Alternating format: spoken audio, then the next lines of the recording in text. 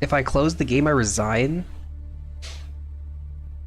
That kind of sucks, but okay. Honestly, I don't really care all that much, but still sucks.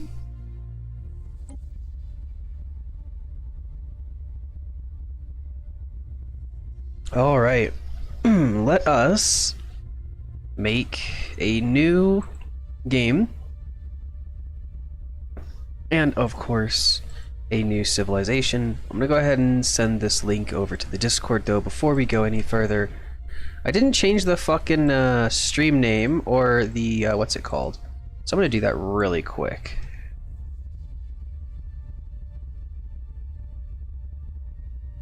So let's do that.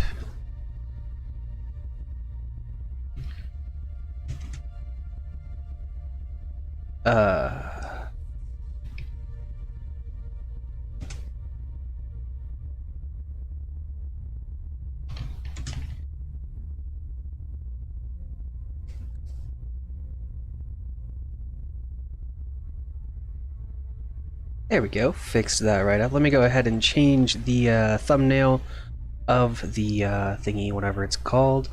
Just gotta save that super fast. I'm also gonna be changing over to a, what's it called?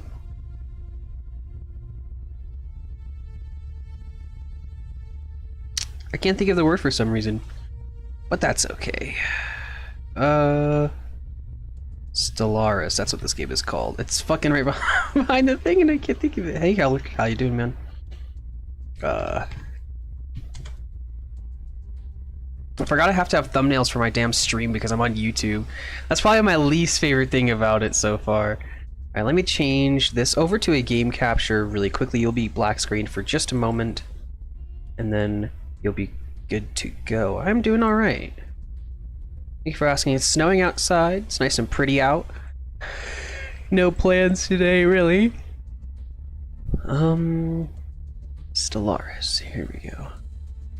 That should, yep, perfect. That's the shit I like to see. Alright, let me edit the thumbnail. And then we're good to go, boys. I believe. Yep, let's change that. Change. Pictures.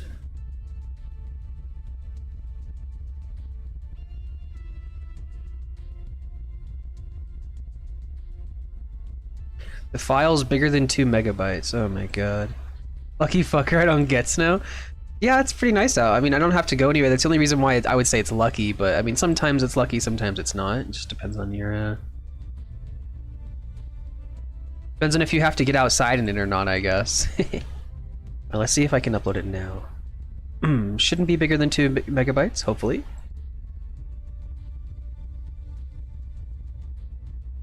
Save. Ah, there we go. That's better. Alrighty, boys. I'm gonna turn the sound up for me because I can't hear the sound like at all. So let's go ahead and, because if we're gonna be playing with the music up, oh yeah.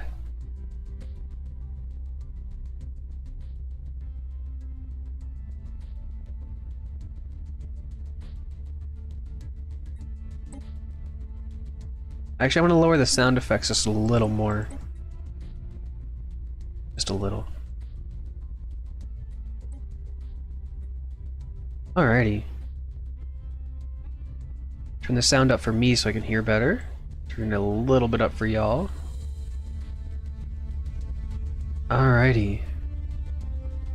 How is that sound balance? You can probably hear the music just fine. I would dive into that white fluffy cold stuff like a dolphin when I get the chance. Yeah, I mean, it's not quite deep enough, but we're going to be getting a lot of snow this week, so hopefully we get a couple feet of snow. Who knows? Who knows? We'll see. Couldn't tell you. Alright, let's get into it, boys. We're going to start ourselves a brand new civilization.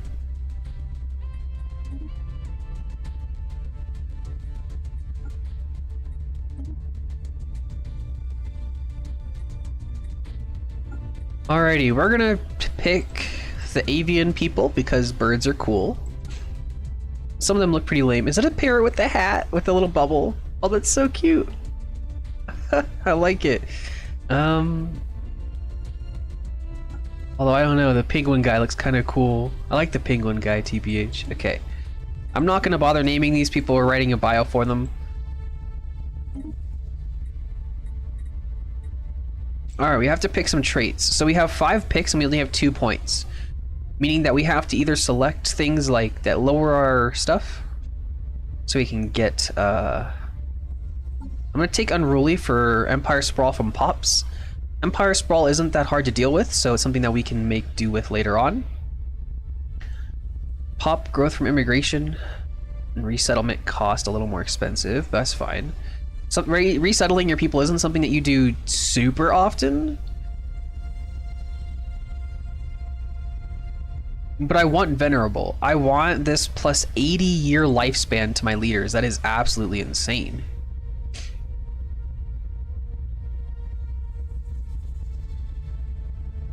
Amenities from jobs minus 20%. Pop housing usage minus 10% is actually, or plus 10% is actually really bad. That you have housing issues a lot. I'll go ahead and take sedentary, and I'll go between either taking quick learners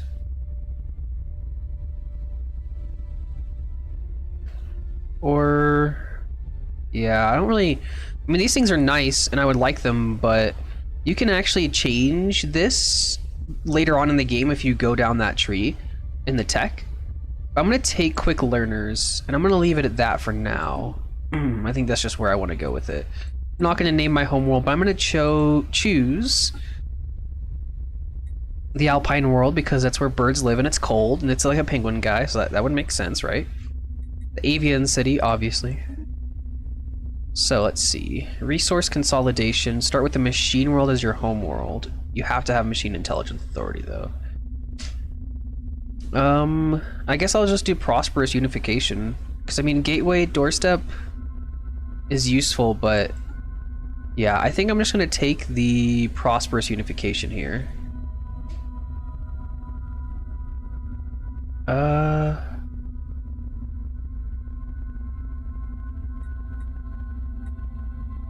Awesome. Now for our government. What kind of government are we gonna have?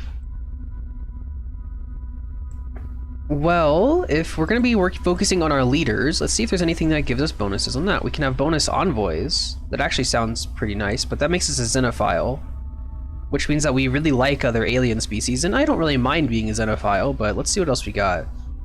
Worker resources are higher from the authoritarian, we get extra influence. Unity's increased, that's actually pretty nice.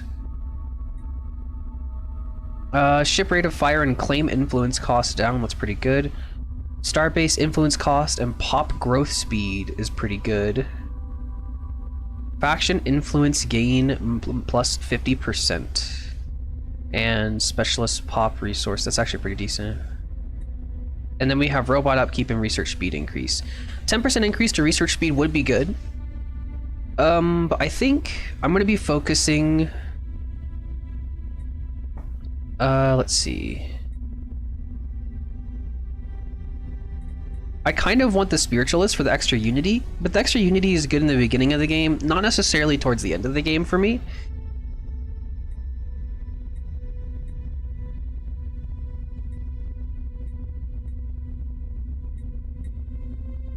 I kind of want the Starbase influence cost minus 40% and pop growth speed plus 20%. That's really good.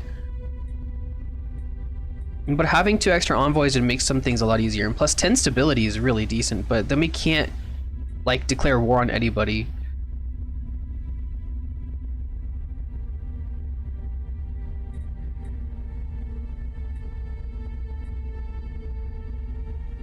See, like, the thing is, the militarist is kind of meh, honestly. The claim of influence cost minus 20% is good, but the thing is, having the no retreat war doctrine that it unlocks is kind of bad, actually.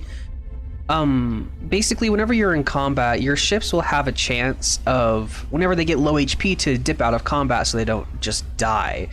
Ships, especially at the late parts of the game, can be very expensive, and so that's a really good thing, and you want that to happen.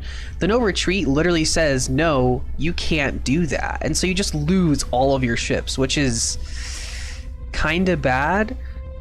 I mean, they stay and do a little more damage, but losing them is just so much more... It's bad. You just don't want that to happen. So getting the plus 20% ship fire rate is good, but their no retreat war doctrine is kind of useless, and the minus 20% claim influence cost is also kind of meh, but it's good. But at the same time, it's just not really worth, I think, taking militarist for this. I think I'm going to take a xenophobe, but the problem is xenophobes, other alien species tend to not like us very much, but honestly, I'm kind of okay with that. At the same time as I don't want to die in the beginning of the game because they start attacking me, but the growth speed of the pops is actually something that really draws my attention from that, so... I think I'm gonna take Spiritualist and Fanatic Xenophobe. So maybe it's like my people have this spiritual belief that they are the only ones that the galaxy is meant for, you know what I mean? Something like that. Edict capacity, edict cost. I'd rather have edict capacity than edict cost. I think a spiritualist group of people with an empire would be reasonable, you know, kind of like a pope almost, but an emperor. Yeah, it makes sense to me anyway. Resettlement cost? No, I don't want the aristocratic elite. I'm good with that. I'm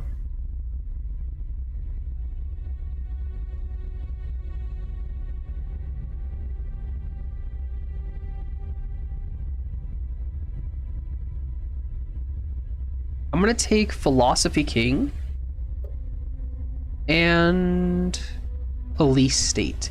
Having stability on your planets is really good. Even though my planets aren't gonna like rebel or anything like that, having +5 stability is really nice, because the higher your stability on your planet, the more likely you are to produce bonus resources.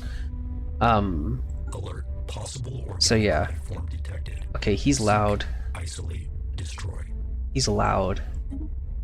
Ugh, my ears. I had to turn the advisor volume down. I thought I did that. I didn't turn it down low enough, though. It was loud as hell. As for our thingy, what do we got here? Ooh, I like that one.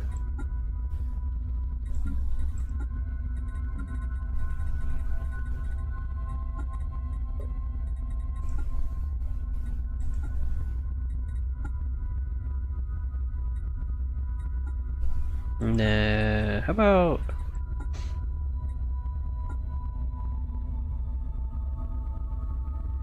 I'm okay with that, I guess. Necessarily. Yeah, okay.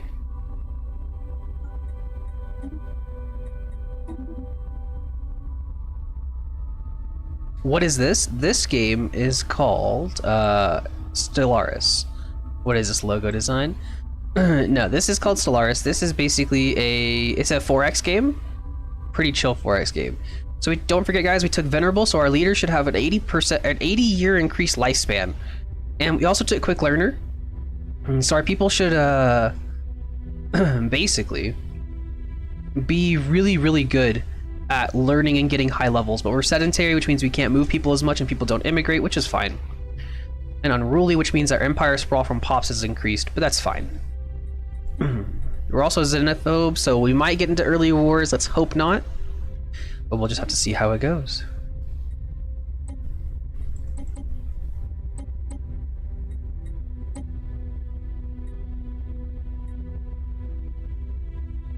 I don't want any advanced AI starts. I don't want any fallen empires.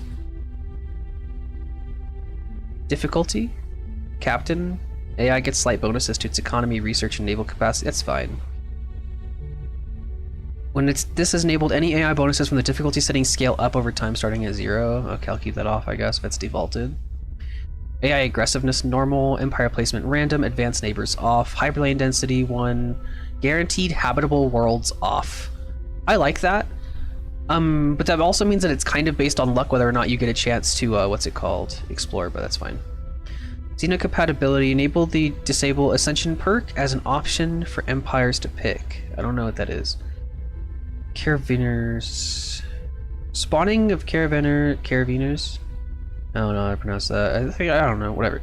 Space, based on traders who sent out fleets across the galaxy to offer you great deals. I mean, sure, I guess.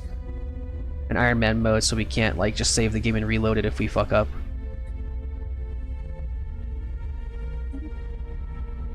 Alrighty, boys.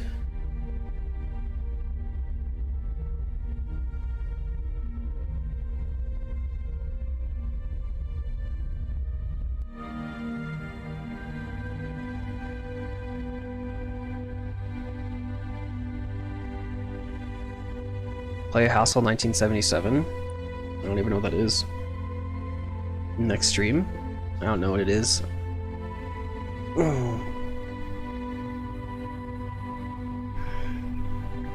Alrighty. Prosperous unification, which means we start with 2 extra districts and some extra pops. Our beginning planet has not too many districts available, but that's fine. We did pretty good. We have 16 maximum districts, which is pretty small. But we can, of course, empty a few of these out if we get the extra points or whatever. Let's go ahead and look around us and see what we got. Okay, so something that you guys need to know is that basically these ships move. The ships, whenever like you're moving your ships around, they have to follow these lines, right? Which means that you can set up defensive points. So, like for example, if someone was trying to get to my capital city, they would have to to get here, they have to take these predetermined routes. So if you build defenses, say, I don't know, here, and you put one up here, or actually it'd probably be better to put it right there.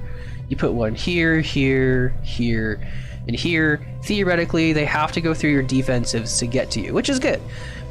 So that can help you out in the long term. I'm gonna go ahead and take these 3 ships that I have right here. I'm gonna go ahead and disband them. I have no use for them. I know that's 300 alloys and I'm kind of wasting because that's 3 free ships, but it also takes up 0.47 alloys every month and 3.5 energy credits every month, which I'm not gonna be needing them for quite some time. So what I'm gonna do first, I'm gonna start surveying the system. I'm also gonna go to my shipyard here and build us another science ship. We're gonna select our first technologies. Since we're a xenophobe, I don't think it's going to be unreasonable to see us getting in early wars. I'm actually going to take the Corvette hull points to make our Corvette stronger, so when we build them, they'll be more powerful in combat. Also going to be taking improved deflectors. So let's do that. And I'm also going to build our buildings on our planet because we have 2 open buildings to build. We don't have the resources for it yet, which is fine. I can just wait for those. The first thing I'm also going to do is I'm going to tell this construction ship to start building the research station in here, because that's +2 engineering research, which is really good, because our base engineering is only 23, so that's a 10% increase to our engineering output super early into the game, which is awesome. More progress, the better. We're also going to be looking at our Unity things that we're going to be getting into, but we'll do that later, as far as like picking one. But I want early Unity, so I'm actually going to be building a temple first thing, which will give us Unity science output for social science, and it will give us amenities at the cost of civilian or consumer goods, which is fine, honestly. Holo theaters. Construction complete. I'll just go over to this whenever I get it. I need the minerals for it first, though. But our science ship is good to go. We're gonna go ahead and hire ourselves a new guy. We're gonna go ahead and start him exploring too. Exploring the beginning of the game is very important. You want to make sure you can explore as much as possible and get that kind of stuff taken care of. Looks like we got a lot of resources in that system that we're going to want later. That's pretty good. Now, whenever you claim a new system, it takes your alloys and it takes your influence. So alloys are really useful because they also build your ships. So if you want to save your alloys for that, might be something to consider. For now, we're going to be saving our alloys, or our minerals. Anomalous surface variable detected. I'll leave that for now. It's too long.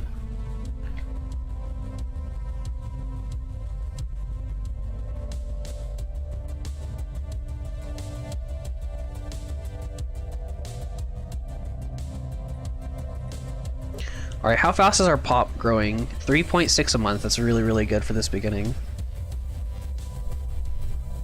We should see pretty substantial growth in our population really early on. We are going to have to build something new so that people don't be aren't unemployed whenever they get around, but that's fine. We're going to be able to start building our temple here in just a sec. Fantastic. Increasing our unity early on will help us a lot getting through these trees.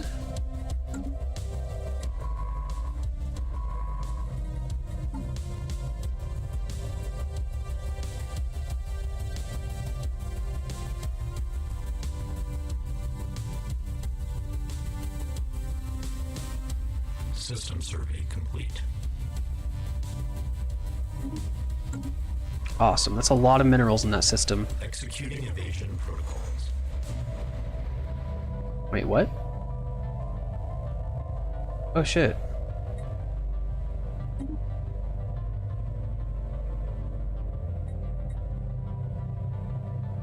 Situation log adjusted. Looks like we just got some bad guys just decided to I think those are kind of like I read the thingy, but I think they're basically like rebels almost in a way. They're fanatics that are being annoying.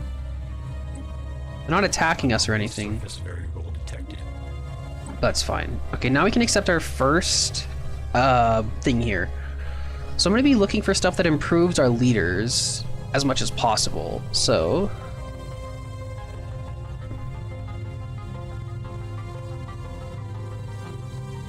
leader lifespan increased by 20, but that's all we get from this. And we get empire sprawl and food consumption reduction.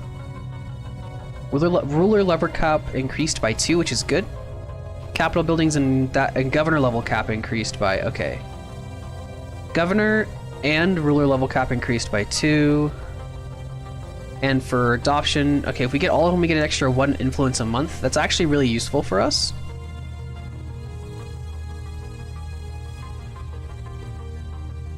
Empire trade value, market fee reduction, base trade protection, I think we can get something for our admirals here that increases our admiral level cap by 2, yes. Okay, that's kind of useful, but I think I'm going to take the domination because I want the governor level cap increased, because the governors will actually, in the long term, if we go over to our governor here, he will be increasing our overall job production. And I want him to have a higher level of cap because that would help us a lot.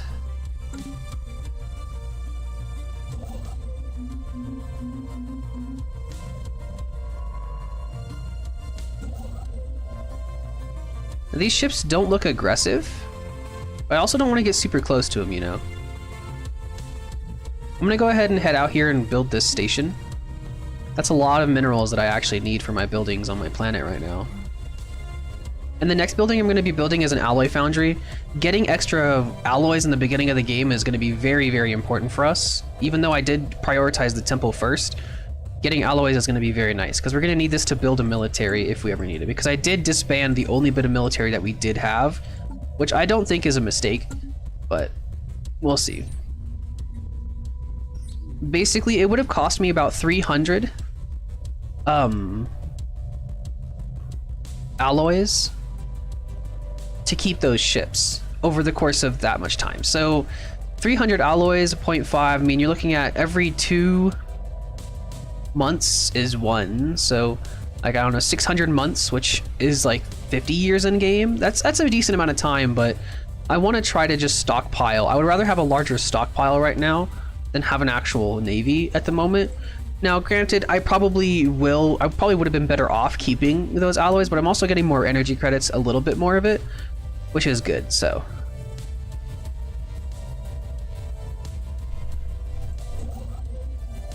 Rebecca's just popping to wish you a good stream, heading to bed now. Maybe you'll be streaming when I wake up. I might be, who knows? That's a good point. I only have to build 3 stations here. Oh, that's 6 minerals there, 6 minerals there. That's actually really good. Nice.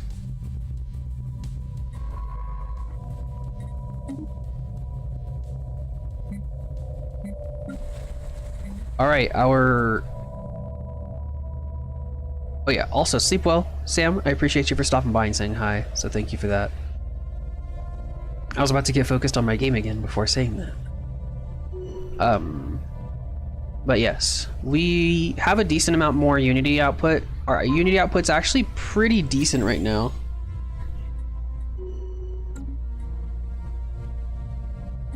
Oh, right. Whoops.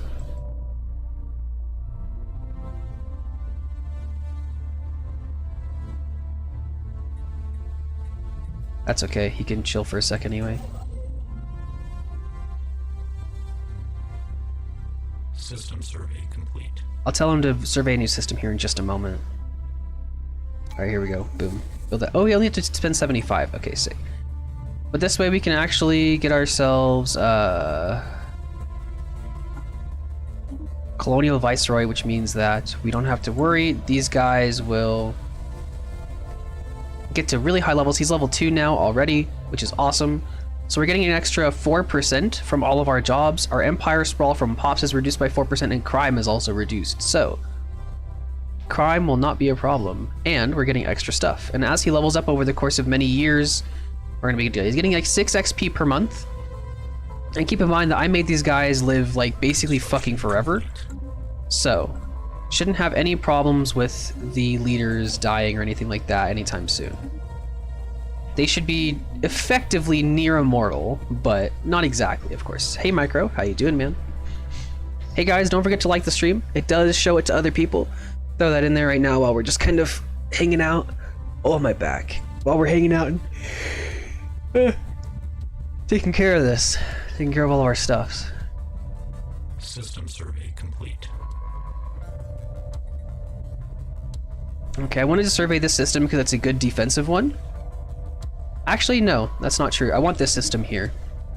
You'll see that these stars are all connected to this, so if I build a station here, I get all of these if I get this station too. Maybe I'll put one here or something. Pretty fine, you man? I am doing great.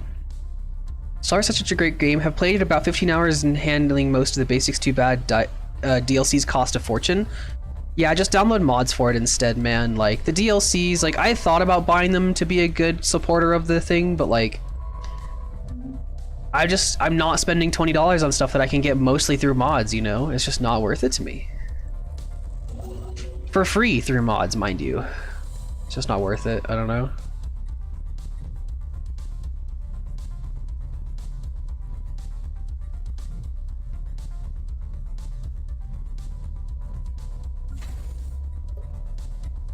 Construction complete.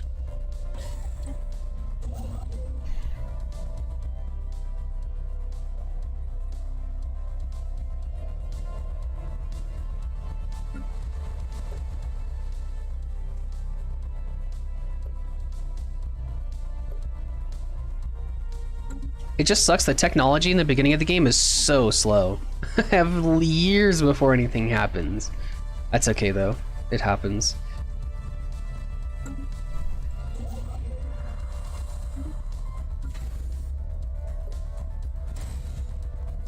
I'm gonna start building 2 more science ships so we can keep that exploration up and going.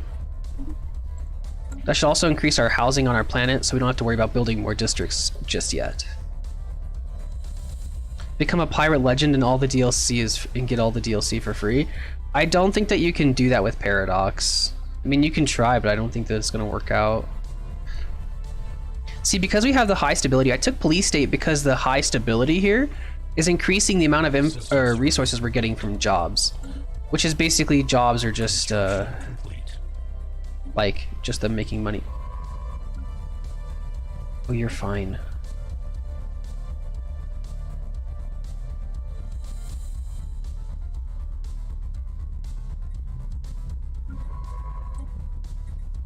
Let's give these guys a couple of leaders. Anomaly discovery chance increase. Sick, let's get him out here and exploring. Increase his lifespan by a further 25 years. Our science fleet is up and going. We should be able to get a lot of exploration done pretty quick. The galaxy is pretty big, so we're gonna have a lot of territory to get and a lot of progress we're gonna have to make, so These alloys are going to be very important to us. And they cost 5 to buy, which is really, really high. I don't really want to buy them. And so we're going to have to try producing them on our own, which we're actually going to be getting a new pop somewhat soon. So in a couple years, we'll get ourselves a new pop, which will let us build another building, and so we can get another alloy foundry, which is going to be something that we're going to need. I would like to build another research lab, because honestly our research is really fucking slow right now. But we just kind of... Oh, there's an arid world and a tropical world. Arid, actually we can't settle either of those. Arid is... Anomalous surface variable detected. Desert, yeah. And tropical is too warm, but it's wet, yeah. We're not gonna be able to settle either of those planets, that sucks. Not for a while anyway. We could try, but it's gonna slow us down. So if you're settling a planet that your people aren't specialized for, your pop growth will be a lot slower, like a lot slower. And so you don't want to settle planets early on that you can't necessarily grow on. Oh, there's a pre-sapient species. Looks like they're in the Stone Age. Oh, they're in the Industrial Age. Interesting.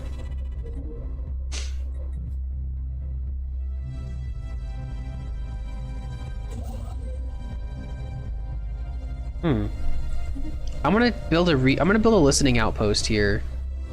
The observation outpost should actually give us a lot of society research.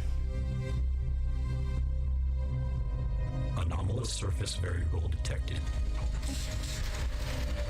Ooh, nice.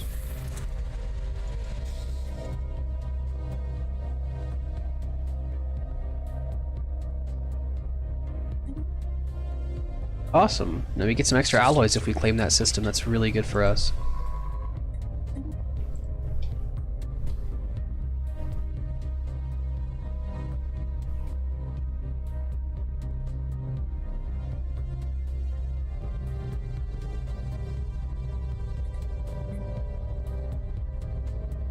System survey complete. Now, where do we want to go from here?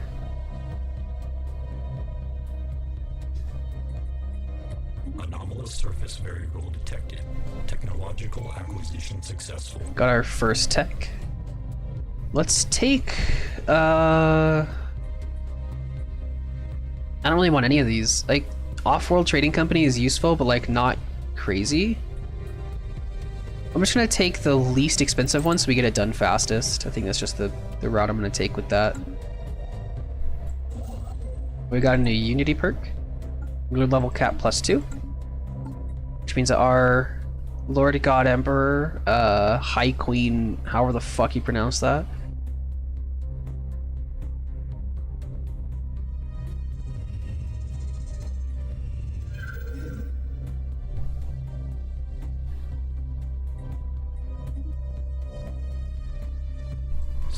That's another science ship of another nation. Oh,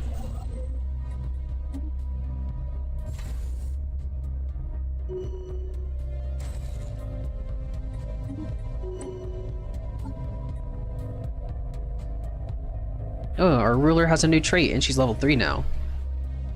Monthly unity plus 9%. Oh, I didn't know she actually got... Oh, that's nice. We actually get extra unity by whenever she levels up. That's sick, actually. Now we get an extra +1 influence because of her too. That's nice. Anomalous surface variable detected. Because there's another alien nation down here, I'm going to start expanding this way very quickly. I want to make sure that I can claim a couple of these systems to block them off potentially.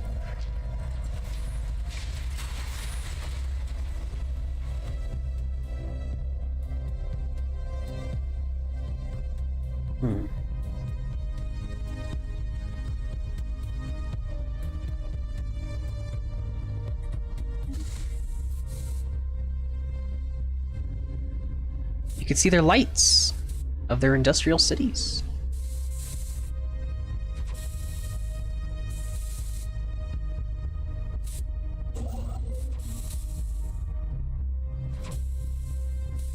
Anomalous surface variable detected.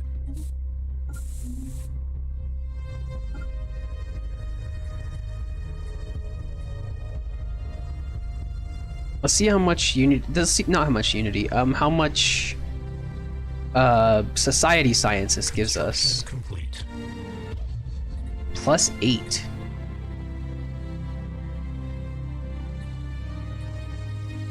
That's really good. Can I increase it though? I can increase it to 10.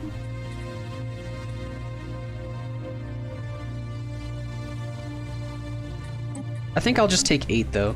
8 is good. I don't want to piss them off or anything. It's not like, I mean, what are they gonna do? Like, probably nothing, but still, you know, I don't want to have to like take time out of what I'm doing to deal with that if something goes wrong, you know what I mean?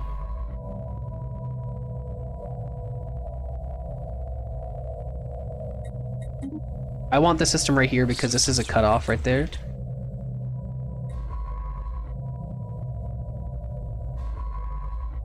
System survey complete.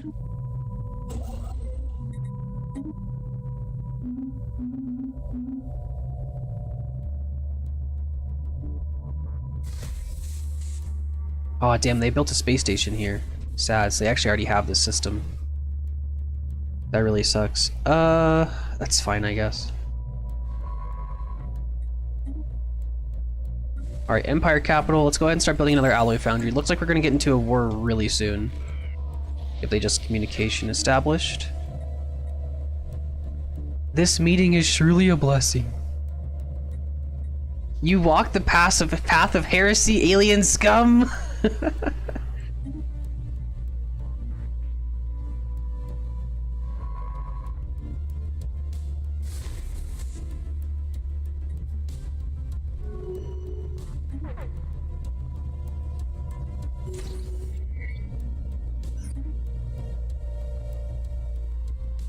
I'm not gonna build the station here, I'm gonna build it here, theoretically.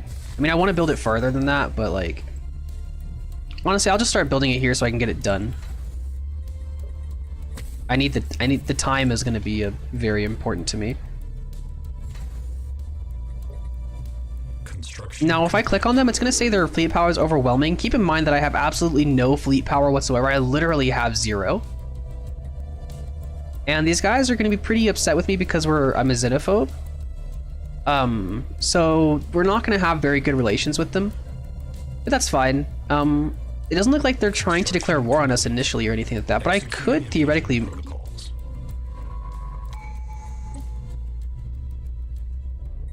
I could theoretically make claims on them and try taking their territory from them, which is fine. I also, if I'm gonna be doing that, I want to take very important systems from them. I don't want to just claim anything, you know what I mean?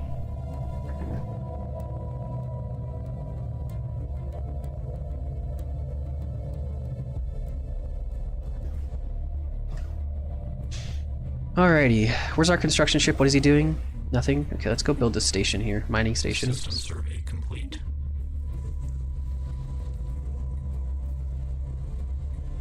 I mean, I'll Situation log. take that, but I'm not going to do anything with it for a long ass time. So you're not going to take responsibility? I did read that earlier, I just never responded to it.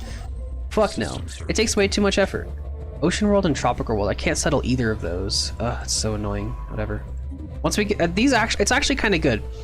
So there's a 16 tile, there's a 16 district planet here and a 19 here and a 10 as well. The 10's whatever, the 19's really good though. I think the max is 25. And basically, we can terraform the planets later on. It's expensive and it's very time consuming, but it can be done. And so, we're gonna probably be doing that.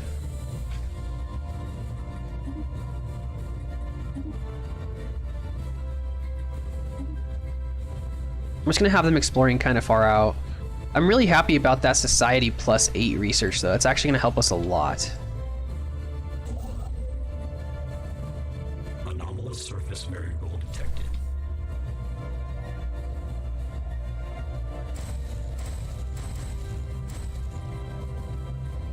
I'm gonna start going ahead and building up my navy. Complete. And now I have a defensive thing here. I might put shipyards here because it actually kind of has some defenses on its own. I'm actually going to select shipyards. This is a dumb idea, but I'm going to do it anyway. because I'm a genius, right? I probably should build defensive fleets there, or like a weapons station, so it actually can, you know, defend itself. If it gets attacked, it's basically a blocker.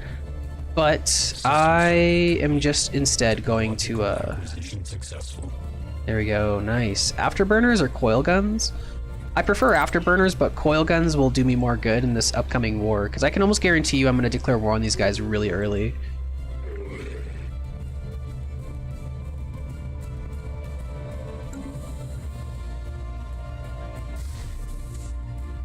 Okay, what was I doing? The shipyard's up and moving. I actually need to hire an admiral for my fleet here. Weapon range, sublight speed plus 10%, ship fire rate plus 5%, and then leader experience gain plus 25. I'm gonna get transcendent learning eventually anyway, so it doesn't matter that much.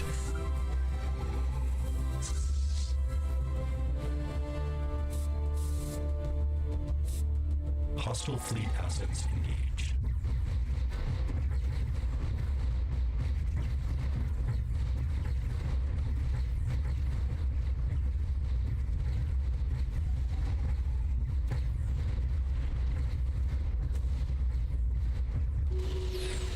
Nice.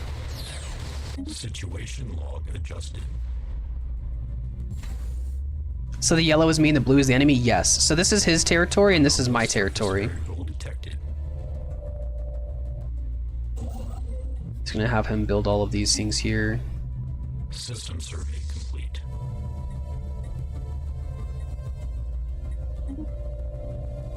We're gonna board the cultist ship and see what we find. I think we have to do this little mission set, pretty much.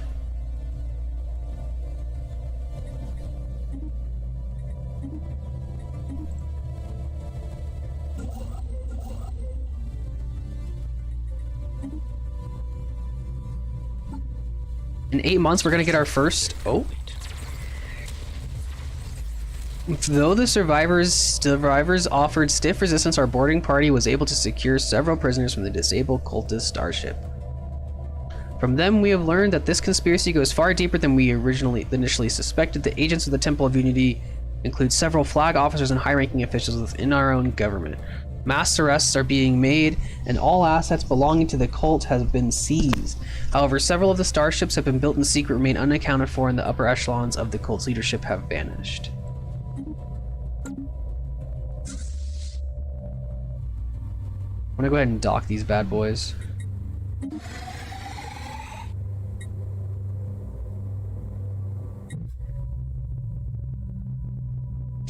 More planets? An Alpine world. Finally, an Alpine 19. That's actually really, really good for us. Okay. Abandoned amusement park. Interesting.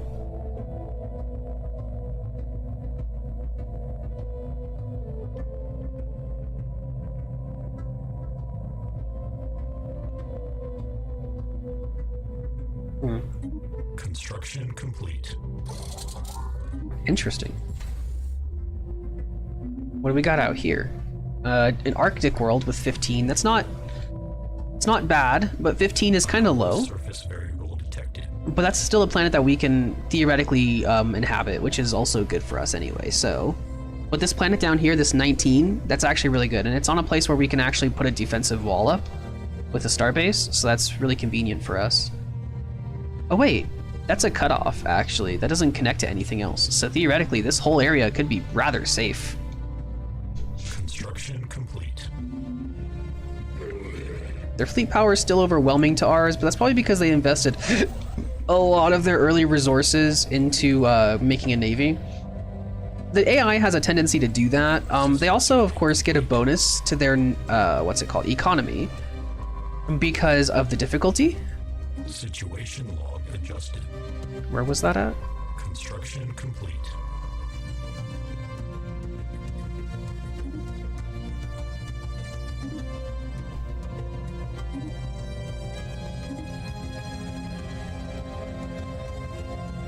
Technological acquisition successful. Okay, perfect. So this is going to give us our final thing here, which is only like plus 5% if we don't use that edict, but whatever. The Ascension perk here is what we're actually after, right? So the Ascension perks actually give a lot of really, really good stuff. So if you're going to go through the Unity trees, this stuff is epic, right? So you have Interstellar Dominion. Star bases are cheaper and you can claim other people's territory for less price, which is really good. Technological Ascendancy, you're more likely to find rare technologies, but now you also research 10% faster at all times, which is really good. Basically, if I go to my technology here, you'll see that we have a plus 4%, plus 4%, plus 4%. This would actually go up to 14% should we take that perk. One Vision increases monthly Unity by 10%, governing ethic attraction plus 50%, and pop amenity usage minus 10%. That's cool. No thanks. Consecrated Worlds, basically, I think this lets you... I've never actually messed with this, now that I think about it. The galaxy is home to many holy places, some more obvious than others.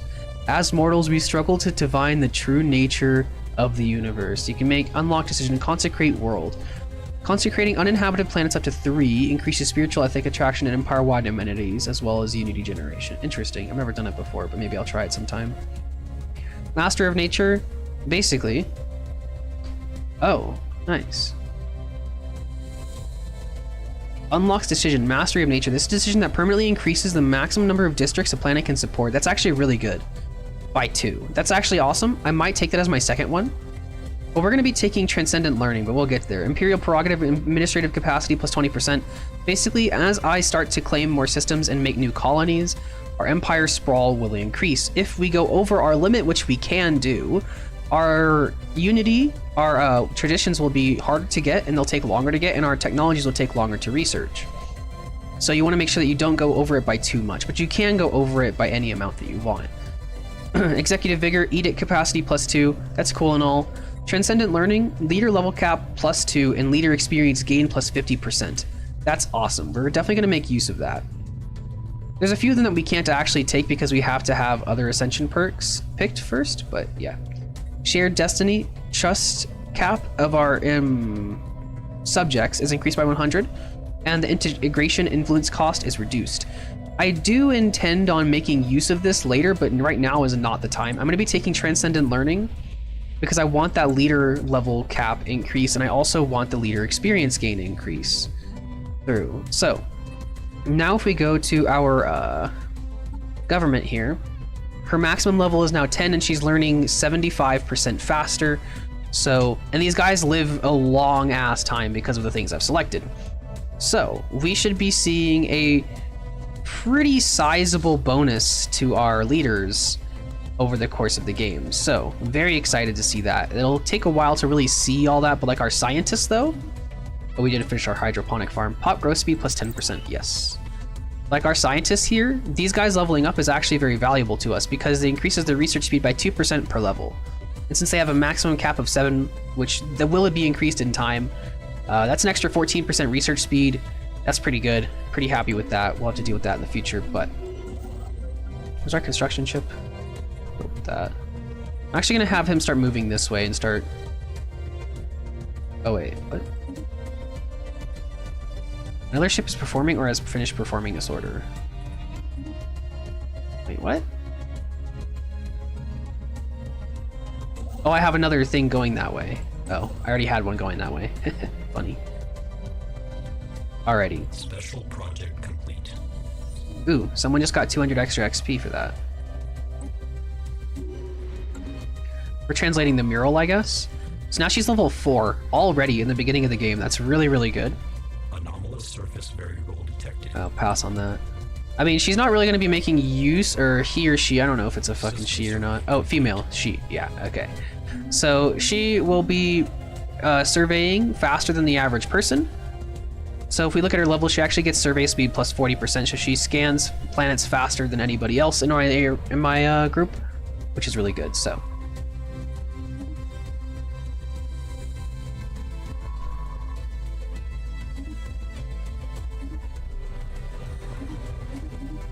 Our first factions were just founded. So factions will give you a bonus influence. So for example, I'm actually getting 6.24 now instead of like the original 4 that I started off the game with. So basically, there's a Gaia world. Ooh, that's nice. There's 2 planets here that I could settle. Gaia worlds will suit any what's it called? Technological acquisition successful.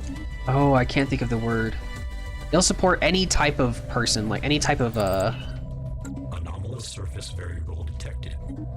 civilization. No matter what your preference is for the planets that you settle, the Gaia world will suit all of them at 100%. So now we actually have 2 good planets that we can settle. The Alpine world at 70%, which is awesome. And we're gonna probably, I mean, the habitability for the hazardous weather is reduced, but this also means that we do get extra generator districts and extra production from energy. This could be a fucking just energy world, just producing a shit ton of energy.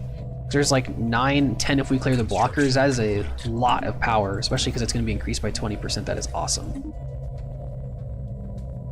So these 2 planets are actually going to be amazing for us. Very excited to start colonizing them, actually. Speaking of which, I'm going to start building the colony ship for both of them. They take a long ass time to build. They're kind of expensive. Getting planets down early is really good for us. It's expensive and very time consuming, but once planets get going, extra planets are very valuable to you because they produce the majority of your resources, especially the higher end ones. So for example, this planet is producing 31 energy credits, 27 unity, 23 food, 29 alloys, 2 consumer goods, 21 science, 26 science, 21 science, and 3 influence. This planet is producing a lot, and it's not a particularly large planet. So, as we get farther into the game, these planets will only produce more. However, every planet... Ooh, nice. End the habitable world survey chain. I didn't even know I did that, but I guess I must have done it because I found all the planets. Sick. Plus 500 science research for society?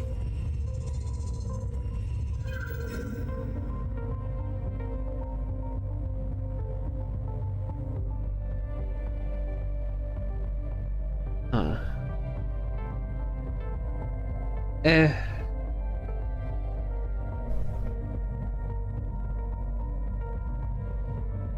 Interesting. Where is this at? Oh, it's actually in our borders. Okay. Very geological structure of this planet is indeed in flux, driven by what science officer assures us is a tectonic process as fascinating as it is esoteric.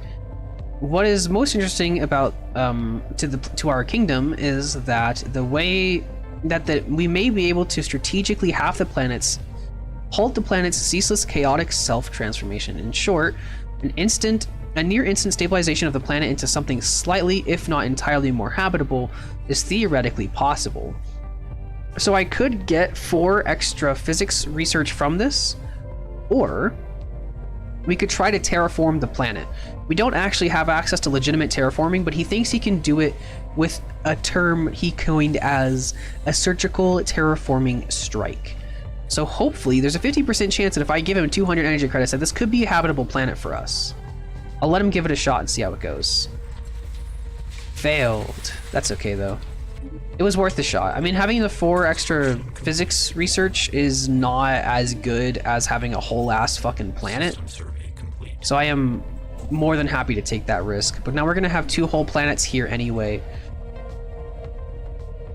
which means that we are about to start blowing up as soon as we finish these 2 colony ships, which we still have a while before they're done, so that's fine.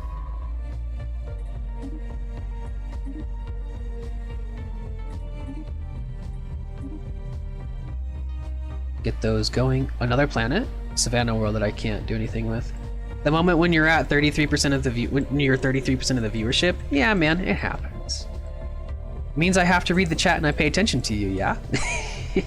A more personalized experience, if you will.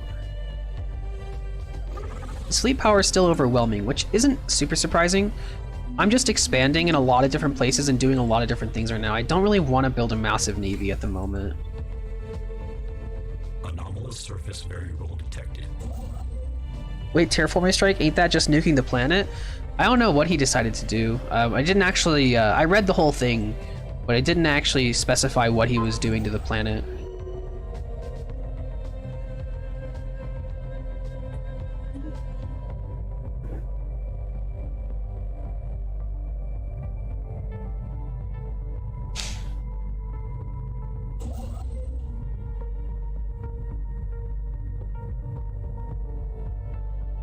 Eve is greater than Stellaris. Straight facts. I mean, depends on what kind of games you prefer. They're completely different games, like not even close to similar games, so it's just up to your preference.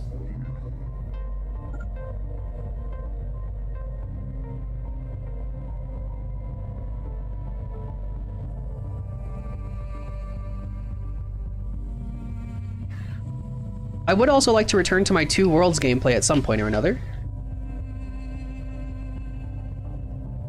Construction complete.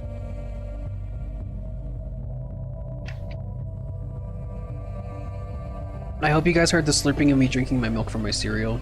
I hope you enjoyed the ASMR. If you heard it, which I don't know if you did or not. Sorry if you did, by the way. Oh, there's Zro. I don't even know what that stuff is used for, but I think it's expensive. Construction complete. System survey complete.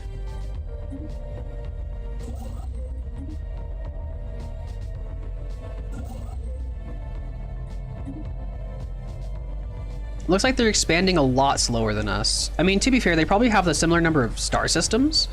Ours are just much more spread out. Because I just took that one, so... Oh, nice. So 1, 2, 3, 4, 5, 6, 7, 8, 9, 10, 11. 1, 2, 3, 4, 5, or 1, 2, 3, 4, 5, 6, 7, 8, 9, 10, 11. So we actually have the same number. But we're working on getting more anyway. But it's just because ours are more spread out, we look a lot larger than them, but we're the same in size, I guess. Construction complete.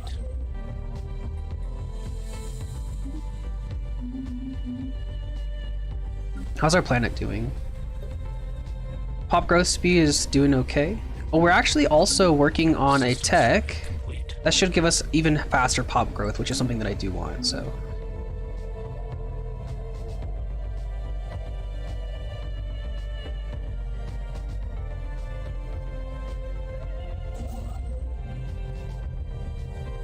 Our 2 colony ships are finally getting to where we need them to be.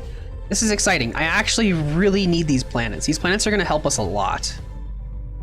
And we're going to be colonizing 2 at the same time this early on. That is just, that's awesome, actually.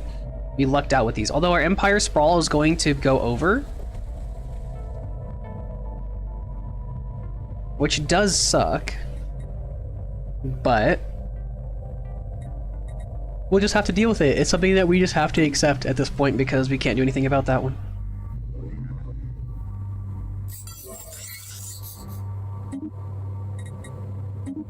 Technological acquisition successful. Pop growth speed increased. Administrative capacity plus 5%. I'll take that actually because I'm about to Anomalous surface go over my Empire Sprawl, which Empire Sprawl and administrative capacity are basically the same thing. Your Empire Sprawl feeds into your administrative capacity. Like your Empire Sprawl, think about it like this. It's Empire Sprawl divided by your fucking administrative capacity, I guess. I'm gonna go for Harmony now, so that I can get the leader lifespan increased by 20. I probably should go for Supremacy instead, procedure initiated. because I think I can get Admiral level cap increased. But I think I want the Harmony because I just really want that extra 20-year lifespan. Complete.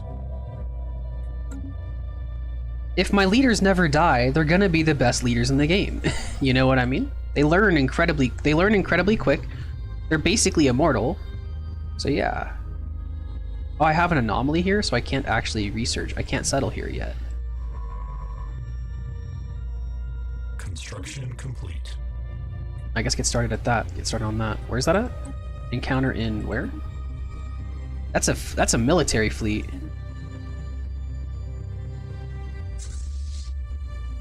That's a cruiser this early in the game. There must be an AI, not an AI faction, but like...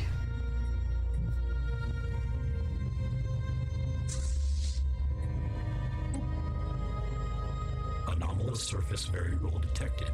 Let's research that. I'm curious as to what the hell that is. Oh yeah, but now that we're 10% over, or 5 points over our administrative capacity, you'll notice that our techs are going to take 2% longer and our traditions are 3% longer. Which isn't a big difference, but in the long term, that will make a difference, so... Acquisition successful. Gotta be careful on those. System survey complete.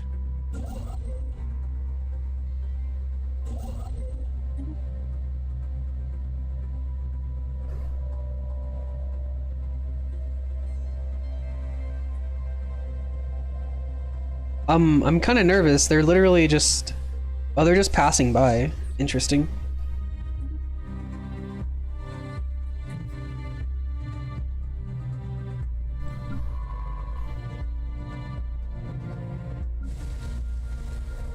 This is going to be a very useful planet for us. Very excited to see it.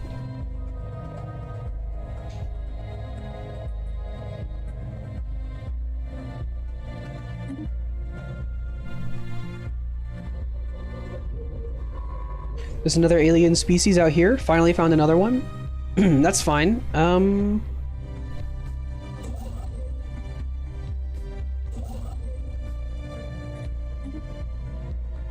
We'll just start expanding this way so we can get what we can from them. System survey. I at least want up to this system here. That's exactly what I want.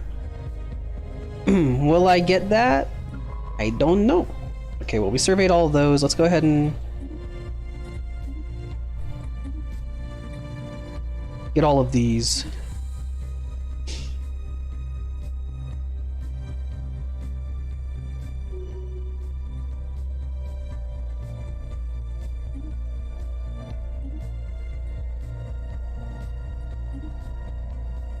Special project Alright, complete. a special project complete.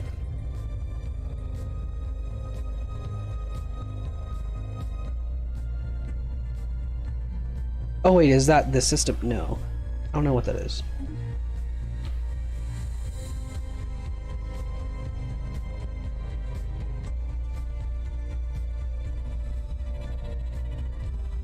Sorry, I keep moving the camera. Okay. What do we got here? Some form of aesthetic design has been employed over most of the surface landscape of this planet. Our scientists suspect that even the remaining untouched areas are merely crafted wilderness. They are there to serve a wider horticultural goal. Toward the conclusion of our research, we stumbled across a beacon, the sole example of technology in this world. On this world. When activated, it uploaded a catalog of every planet and animal species found in... Oh, okay, nice. As well as a reference pointer to nearby another planet, another system, I assume. No clue was left with which to identify the planet's designers. Spaceport engaged. Wait, what?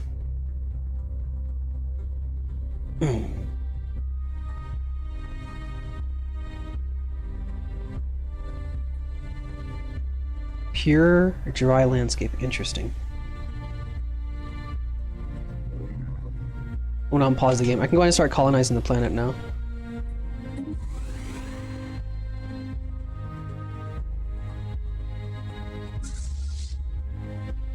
Construction complete. Planetary settlement procedure initiated. Are they Systems aggressive? complete. Keep off the grass. Oh. Visiting entity, welcome to Weddingport. Whether this visit is your first or 100th, we are glad to facilitate your appreciation of the gardens. On behalf of the caretakers, in accordance with directive whatever, I ask that you refrain from harsh intrusion upon the biota of planetary designation. Failure to comply with our guidelines will diminish the survival odds of all concerned.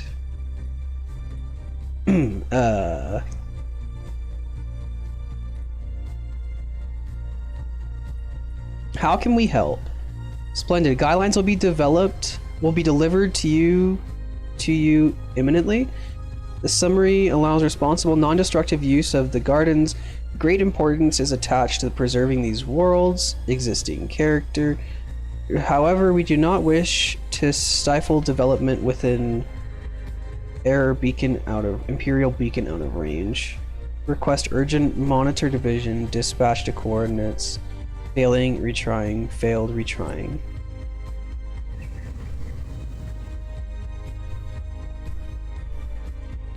So we don't get as many... Okay. That's fine, actually. Unity from jobs plus 40%. Ooh. We don't get any minerals from here. Okay, chat, this is actually really good. So, we don't get any minerals from this planet. We also don't get any, like, energy credits from this planet. We get, like, minus 30%, which isn't bad, but... We get plus 40% Unity. This could be a Unity planet. I could just cover this planet in fucking temples and just blow up on Unity. That would be insane.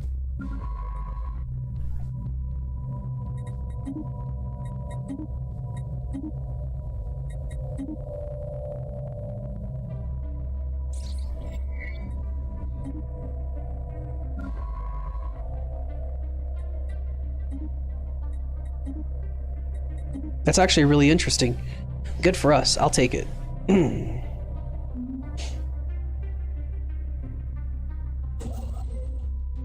It looks like an older civilization must have built that planet or terraformed it or whatever. But it looks like that civilization is no longer around. And so that robot was trying to contact them, I guess, but just couldn't do it. So I guess maybe they ended up either just failing the test of time or something. No idea what, but something.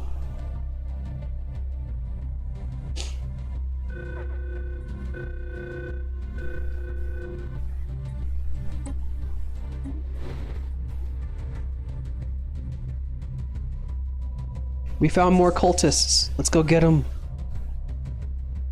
Their fleet power is actually similar to ours. Science unit engaged. Oh wait, I don't have them set to fucking... Ah, shit. That's a dead scientist. Offline. Yeah, I forgot to set him to... I forgot to... He was set to fucking... not passive. That's okay. Anomalous surface variable detected. I don't know if my 7 ships will win this, actually.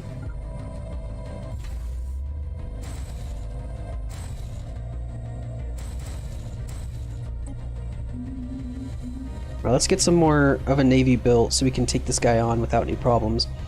And I want to make sure that I can actually match this guy's fleet power at least.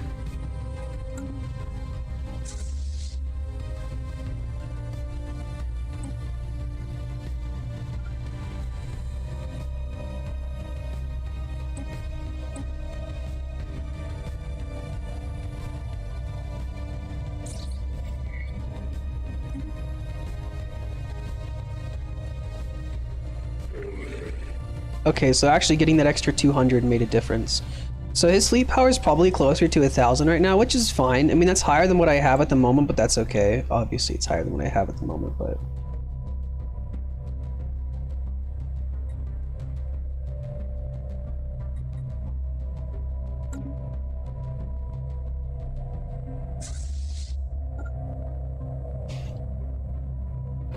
That puts us on equivalent, actually. So his fleet power is probably, like, less than 1,000, honestly, which is fine by me. I can make a larger navy if I want.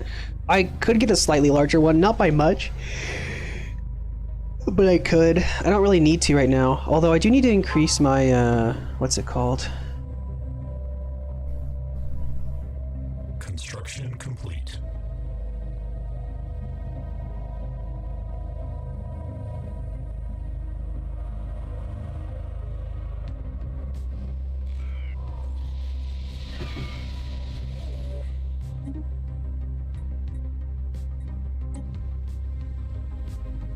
Anomalous surface variable detected. Okay. I actually have plenty of time to claim this system before they do. I don't have to really rush it, but I do want to get it done.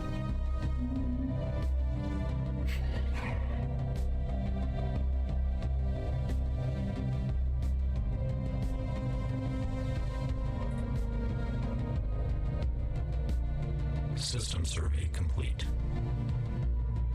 What? What? Within this society, death is no bar to the call to arms. Masters of the art of necromancy reanimate deceased corpses to raise a dread host that strikes fear into the heart of lesser mortals. What the fuck? That's crazy. That's awesome.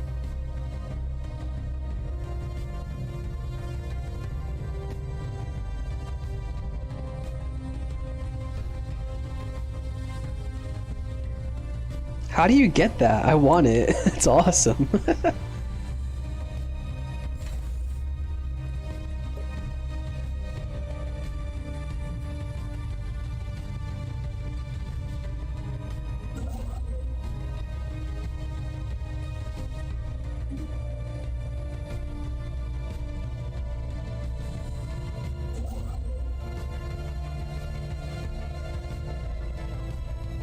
our planet development's going on along nicely. Our fleet is now getting together so we can officially group up and go take on these cultists. System survey complete.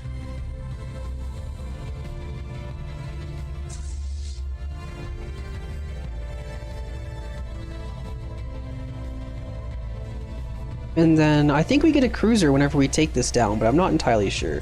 It's not a good cruiser, mind you, but I think it's a cruiser no less.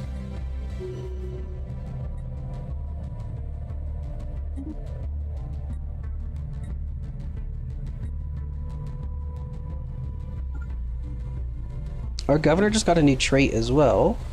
Oh, building cost minus 10%, district cost minus 10%, and planetary build speed plus 10%. Nice. Construction complete.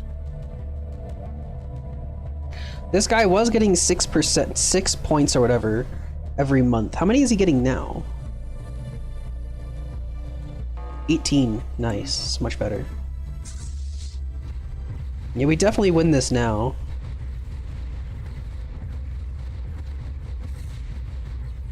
It's a battleship, quote unquote. First off, it's a cruiser class ship. Secondly, no, it's not a battleship. It's way too weak to be a battleship.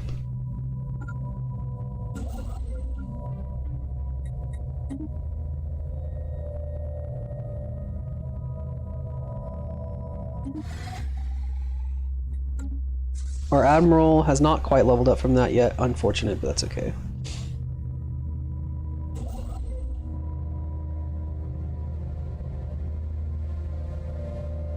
This guy has got to have something to increase his starbase capacity because he has like 6.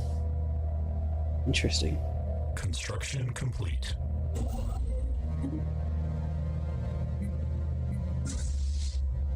Anomalous surface variable detected.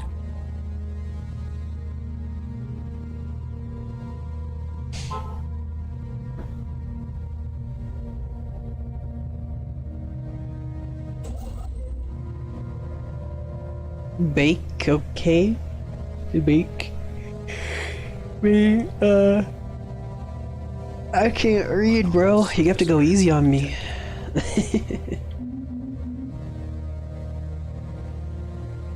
I'm really excited to get this next planet settled. It's almost done, and that's gonna be really, really nice. So excited. I still need to get another fucking building built for my administrative capacity here, but we'll get it there eventually. It does slow down our research by a little bit. That hurts, but 4% increase on what's it called? Science and 7% increase on tradition. It's not the end of the world, but it does slow us down in the long term, so we need to get rid of it as soon as possible. And we just actually got our last pop, so now we can build the administrative office, which will give us the administrative capacity to continue doing the things we need to do. So. Situation log adjusted. Oh, there's a tundra world here. A 21 tile tundra world. Is that another planet that I could get here that would actually be useful to us? Interesting. Technological acquisition successful. How? Construction complete.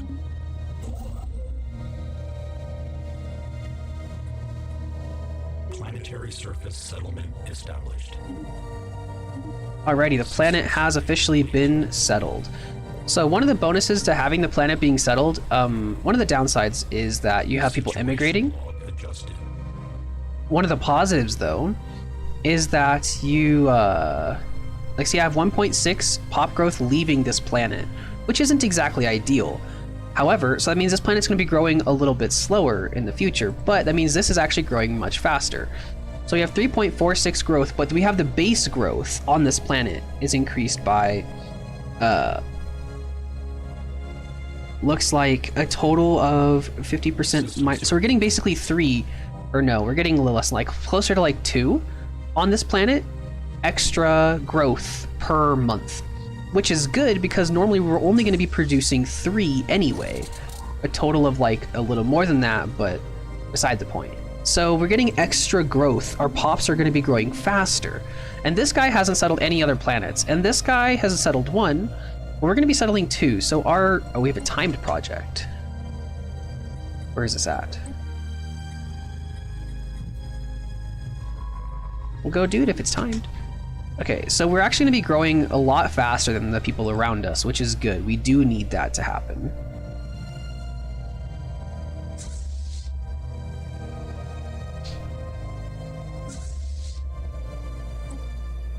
Let's go ahead and upgrade the ships that we have because they are considerably weaker than the ones that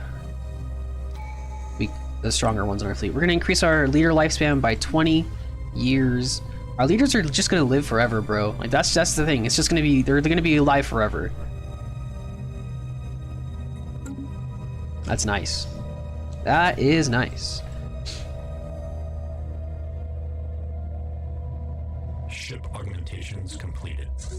We have 800 fleet power, which probably puts us still at equivalent with this guy. I don't really want to build a fleet to get over him, but I could. But I actually got gene clinics just now, which is really good. It increases your pop growth by 10% on the planet that you're on, which another 10%, and I'm going to have 3 planets that could theoretically be building that. That is fantastic. We're going to be making a lot of progress really quickly. I'm going to go finish surveying the system. And this Tundra planet only has a 60% habitability, but it's going to be an urban world if you look at it. It has 17 available city districts, no generator districts, basically no mining districts. It only has like, well, actually has a decent number, but you have to clear shit for them. And then you have the agricultural district, like 3. It's not that much. So we're looking at a planet that's probably going to be doing mostly urban. It's going to be it's going to be like a trade hub, essentially, is what that planet's going to probably end up being, or maybe even like a science. I don't know. It's going to be something that produces process materials, not raw materials. So, ooh, I could get 10% monthly engineering research for 2 years or 20 years, 200 influence, or 100 alloys, 50 crystals, and 50 motes. I'll take the influence for now. Just because, honestly, like, you're gonna use the influence anyway. And if I do end up getting close to capping out, did I not? No. Go here. Then there. Then here. Then here. Then here. So if I end up getting close to capping out, I can actually extend. I can actually boost some stuff. So I can lower the happiness of my workers, but make them produce more. I could get the starbase capacity increase, but also increase the upgrade speed, which is also very useful in the future. But it takes stuff to do that. But now we have yet another planet, which is phenomenal. So, progress is being made here. Very much progress is being made.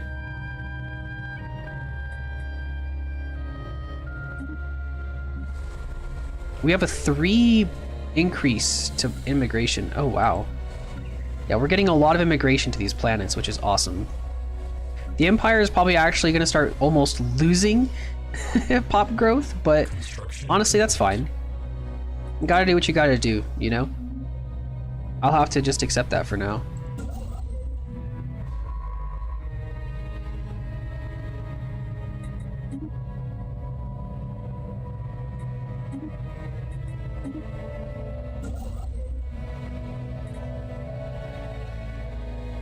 Okay, I want this system next.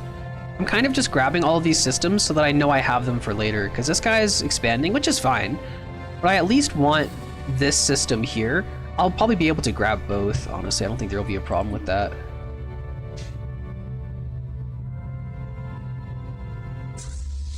What's his fleet power? Is it similar to mine? Yeah, it is. Okay, so we're pretty much all about the same. I'm gonna declare him my rival so I get extra... Oh, wait. Well, that's not good.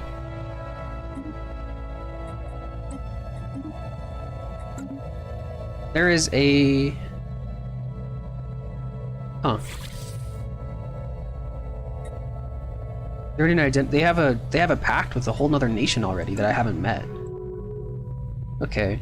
There's a lot of people around me, it seems, which is fine. I can still expand just fine. I think I still have Yeah, this guy's the only one around me that has settled a planet. I got lucky, I guess, and I found 3 planets now that I can actually colonize, which is going to be really, really good for us.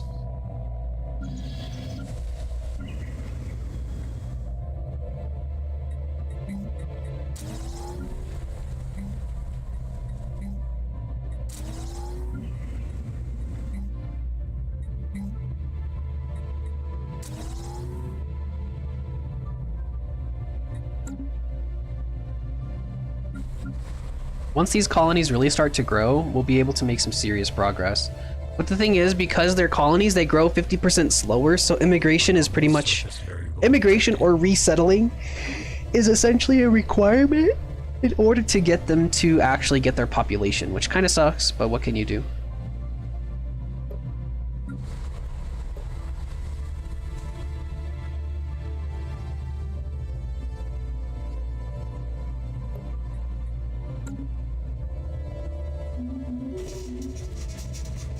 Oh, new contact. Is this the people that they were, that they're in a pact with or whatever, maybe? Well, these guys kind of got screwed. They can only expand in one direction, and that's down here. They're kind of stuck because of this nation here. That's unfortunate for them, actually. Looks like I really kind of lucked out as far as where I got put at the beginning of the game. System survey complete.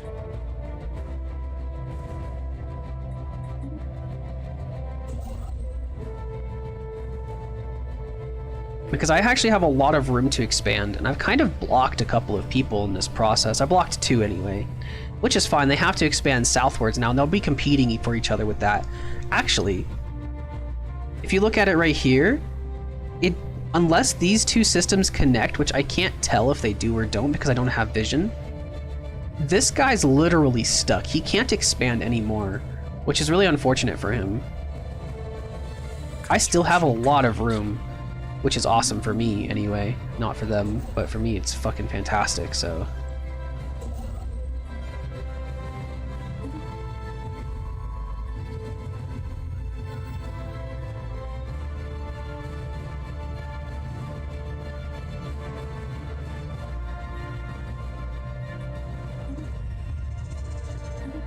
Nice.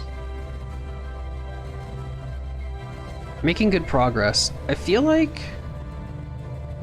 we should have a really good hold on this. I mean, these guys are producing a shit ton of alloys, though. The fact that they have as many star bases as they have and a similar navy to me, I mean, theoretically, I could also do the same thing, but I'm just choosing not to. System survey complete. It's interesting, no less. I want to grab this research station and start filling this stuff in with all of the mining stations that need to be built over there.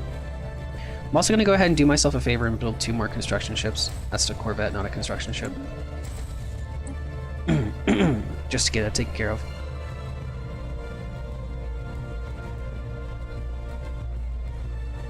Alrighty.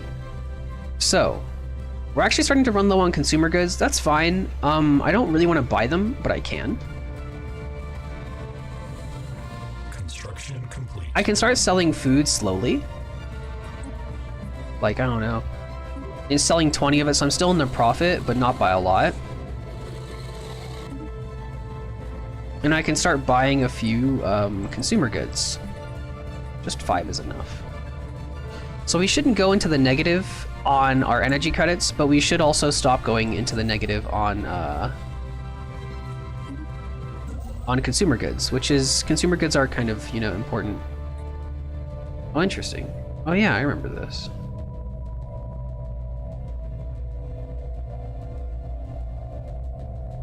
Situation log adjusted. Construction complete.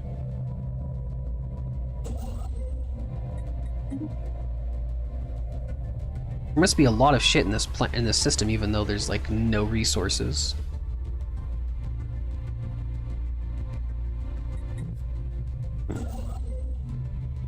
Five research for physics is pretty decent. A desert world that we can't colonize. That's fine. This guy literally has only one option. He can only go this way. That's kind of funny, actually. Unfortunate for him, of course, but it's kind of funny to me. System survey complete.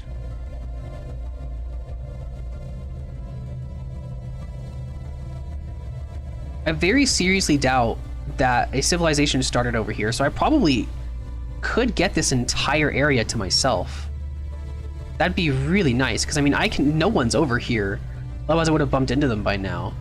So theoretically, I could get a lot of territory to myself if I... This is one of the reasons why you need to get your science ships up and running very early. Because getting access to all of this stuff, knowing where I can expand to cut things off, and where I can expand to just like make sure I get certain territories has saved me a lot of space for myself.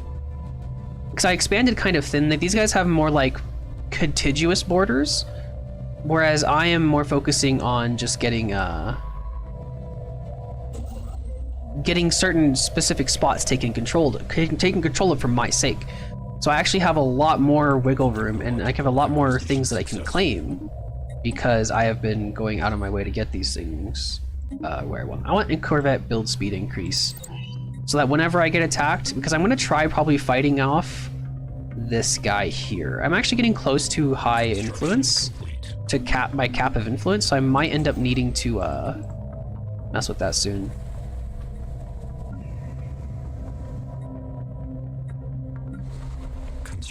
I'm actually gonna resettle.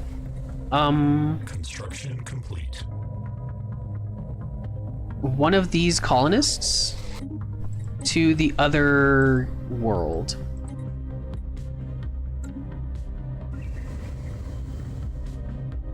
Because I want them to reach 5 population, or is it 10 population, as quickly as possible. It's better for me to focus on getting 10 to one of them.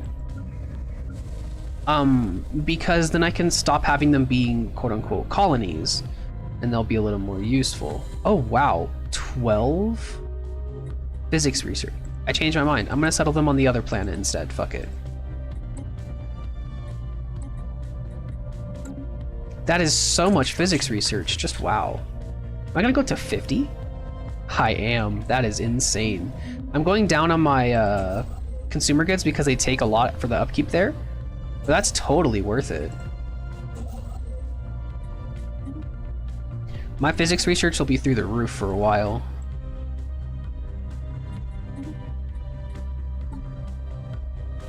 Absolutely phenomenal.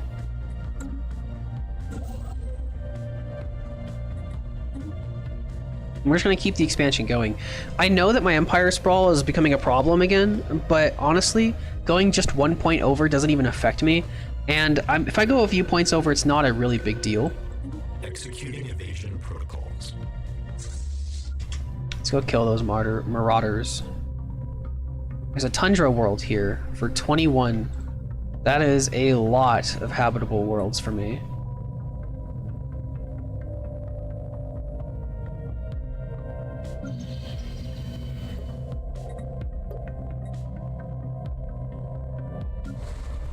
Surface variable detected.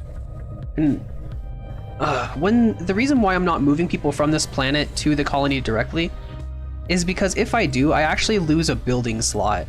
So every 5 pops on a planet unlocks a building slot up to 75, as you can see on this screen here. Of course, it unlocks every 5. Whenever this reaches 10, I can upgrade this to a planetary administration, which means that it's no longer considered a colony, it's actually a settled planet. Which means that I don't get the debuff to my population growth that I'm receiving right now, which means that the growth here will be much, much faster. But hopefully we'll get it done soon. It's gonna take a while anyway because it's a big process, but hopefully it gets done somewhat soon. We'll have to see just how long it takes, but you see, we ended up getting this system. I'm gonna have to upgrade this even though I don't really want to. Which means I'm actually going to activate the Edict Fortify the Border. Because as an American, that is simply what I have to do. And I'm going to go ahead and use that to upgrade my starports, which it's faster now that I did that. And I'm also going to fortify... Actually, I don't have to fortify that border because I've already done it. I'm going to be building another...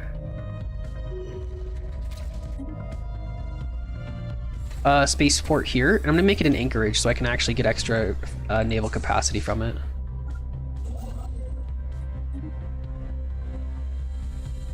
Construction complete. That is a lot of minerals for me. That's good. Technological acquisition successful. Getting an increase to research speed by 5% just from a straight tech is really good for us. We're going to make use of that. Anomalous surface variable detected.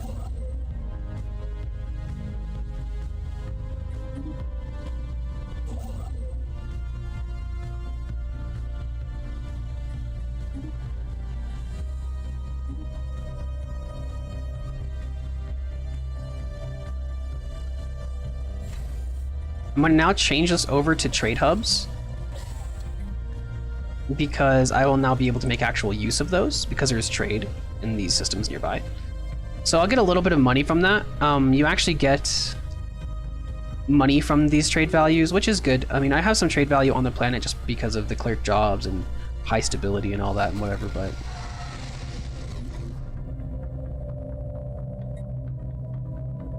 What's this?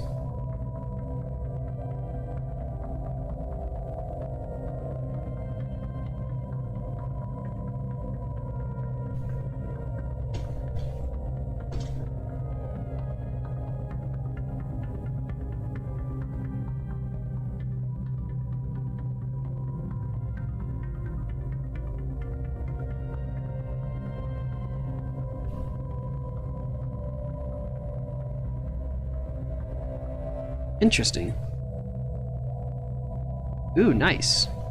Abhorrent. Suppress this nonsense about alien visitations. Nah, further evidence to the superiority of our race.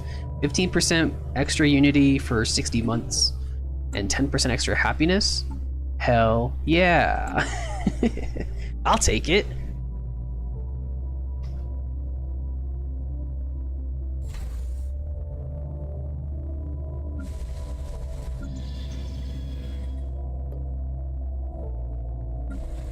This planet's about to hit 41 soon.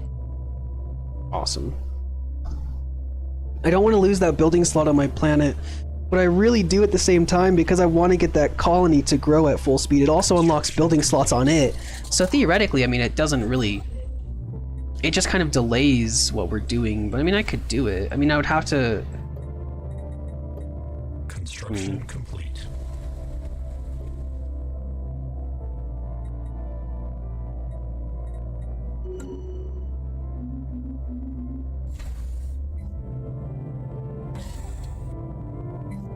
Construction complete.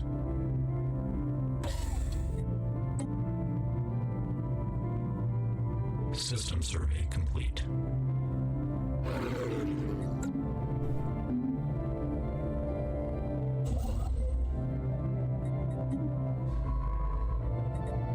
The question is, can I get this system before they do? I doubt it, but I'm gonna try.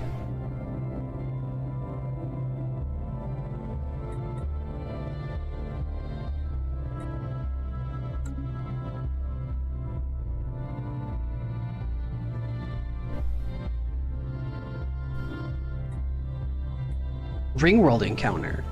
Yes. What is this?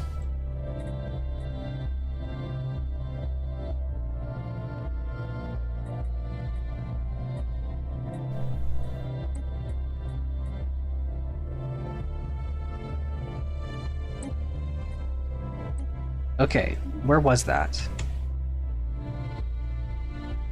Here. Interesting. So, an ancient precursor civilization built this ring world. Let me just say, if you can destroy this fleet, this defensive fleet here, you get access to some of the best shit in the game, let me tell you. These sanctuaries are insane. They have habitability. They only have 5 districts available. However, these districts are mega districts. They are insane. They are fantastic.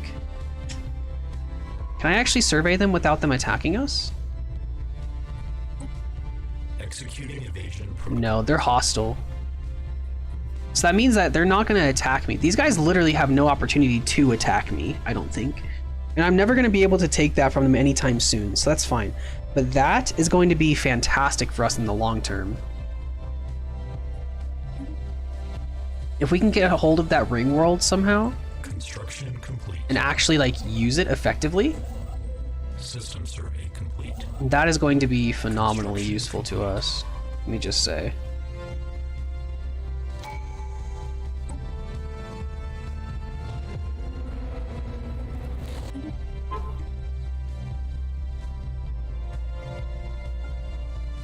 I'm gonna go down here to the Utopian Dream to get that extra 5% stability. Because of course, like I said, that stability increases your pop production. And you want to make sure that your planets are producing as much as possible because you get, again, most of your resources come from your colonized planets. So it's very important to get them squared away and whatnot and make them good. This trade hub should now increase our profit from trade by a decent amount, hopefully. Once we get Starholds, we can increase their power even further, but for now we just have to get stuck with this. But 29 from trade, now we're to 30. A little bit of extra money every turn. Can't go wrong with extra money. Or energy credits is considered money, pretty much, so you didn't know that, now you do.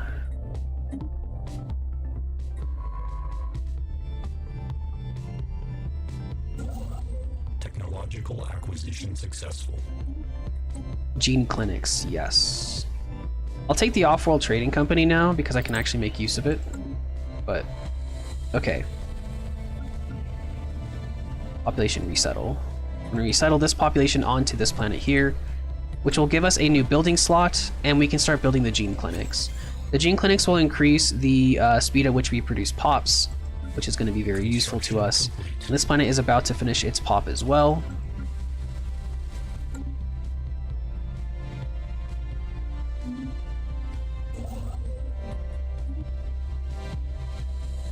Awesome.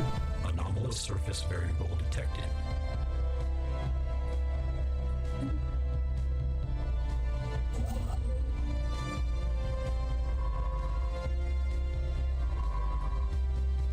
Construction complete. Get those mining stations built. I feel like, these guys did end up getting. These guys are receptive. Is Empires interested in closer relations with us?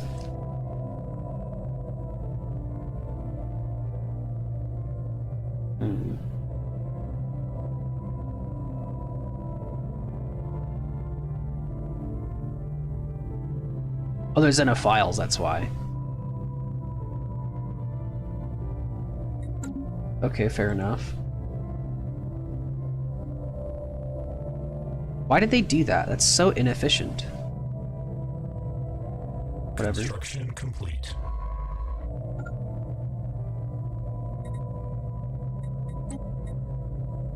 Anomalous surface variable detected. It's actually really important to me that we get this system. I need to make... These guys are claiming in a very sporadic way, and I'm not a fan. I need to make sure I at least grab that system from them and the ones around it before I just stop this scientist and let him do his fucking research and stuff like that. It's just the better choice here, unfortunately.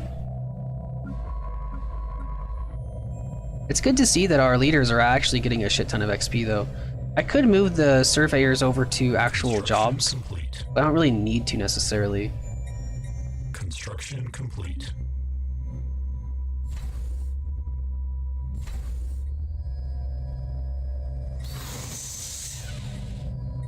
Situation log adjusted.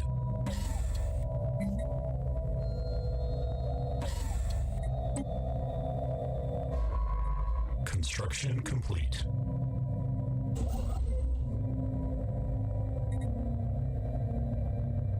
I need to stop claiming new systems for a while. Construction complete. It's increasing the price of all my shit again.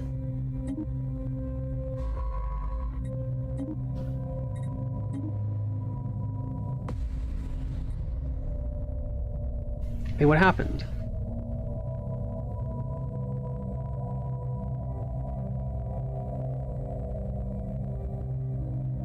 Interesting.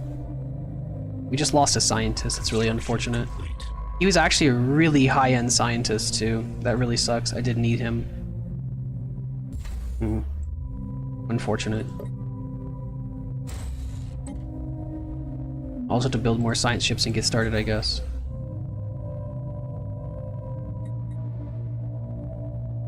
System survey complete.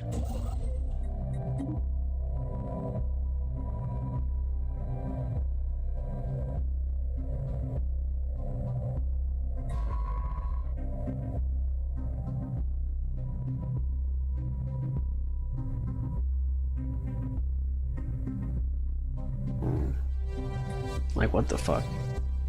Interesting.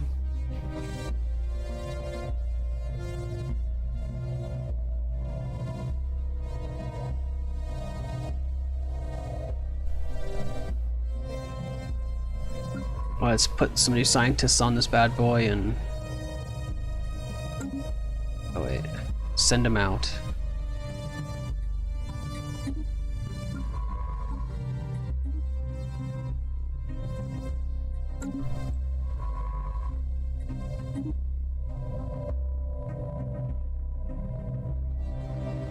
Construction complete.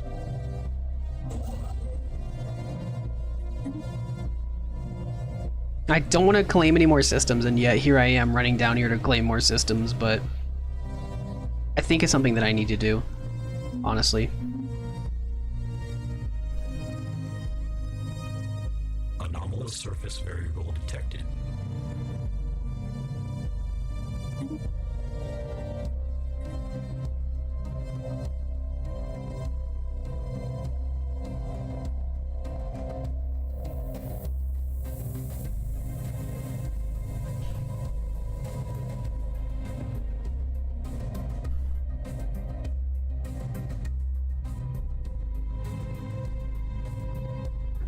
Also, you'll see as the anchorages I built on this starbase here, every single time I built one, I get 4 increased naval capacity, which is 4 extra ships, which is going to be pretty nice.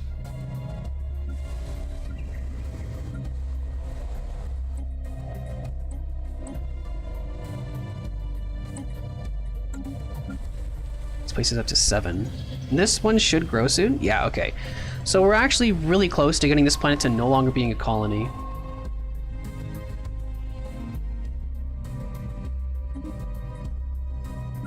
Which is important for us, like, really important for us, honestly.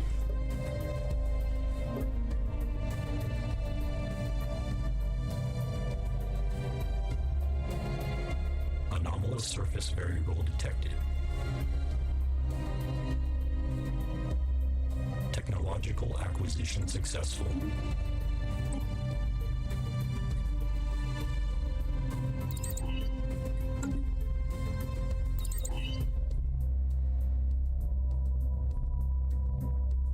Nice, that'll increase our physics output by a bit. I want to make sure that our research is actually as high as possible. I want to get through some of the early techs as soon as possible.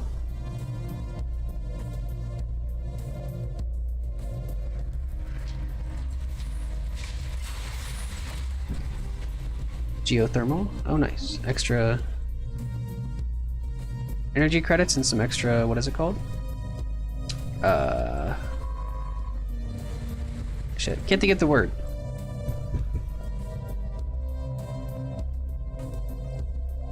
Still can't think of the word. Engineering research. The administrative capacity is just so annoying. I don't want to have to mess with it, but like I don't have any. I don't have any of my like not civilians.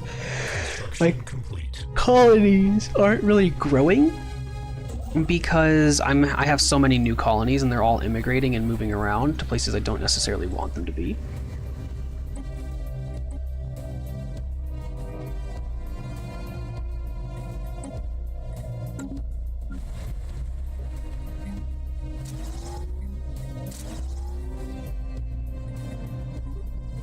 I'm gonna start with the generator district and then move on. Complete.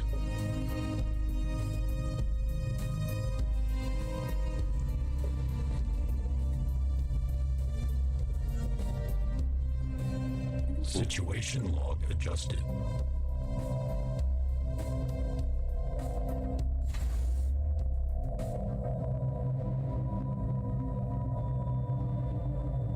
All right.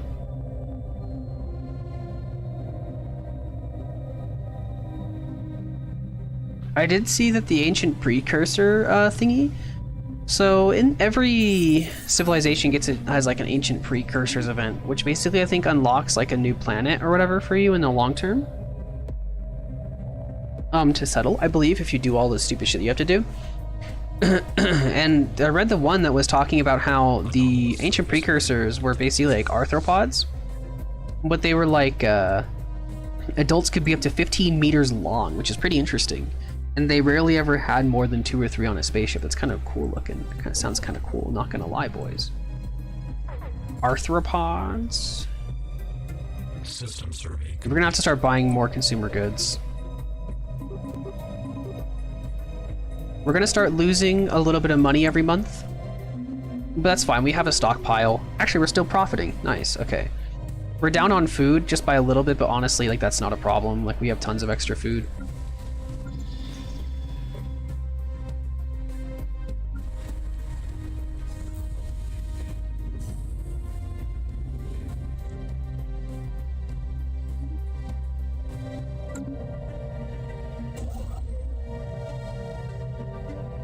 The system has a lot of stuff in it, actually. Could be rather useful. Construction complete. System survey complete. Well, I do want this system, so these guys don't do fucking annoying stuff. I don't know. I feel like they're just gonna do some dumb shit.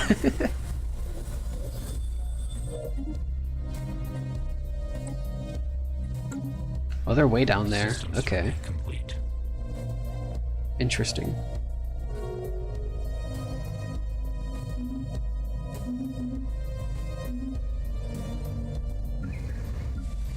We're so close. It's at 8 of 10. Oh, I just want it to be done. Please. All I want is for this planet to reach 10. It'll happen eventually. Just gotta wait. Just gotta be patient.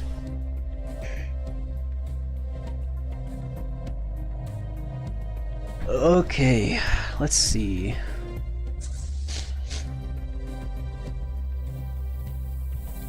Is there anything I can really do right now? I'm kind of just waiting at this point. I'm waiting for this administrative capacity bonus. How close am I to a new thing?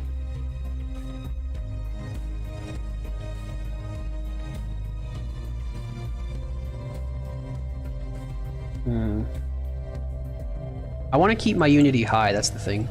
Also, how is my lead ruler doing? Ah, yeah, she's level 5. Nice. So she gives an extra 15% monthly unity. And of course, my governor should be also level 4, almost level 5. Yeah, okay. And that'll give us another extra 2% on all of our resources from our pops, which is good. Because this guy's governing all 3 planets, so he should be good to go. Anomalous surface variable detected.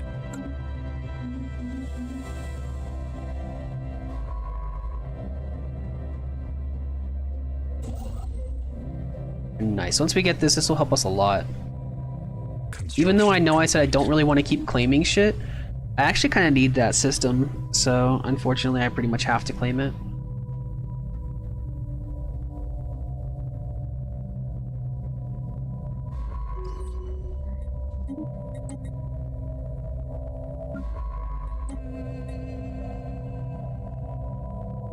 I'm gonna go ahead and set the science ships to automatic. I'm actually kind of surprised that we lucked out with Sanctuary being between the 2 of us.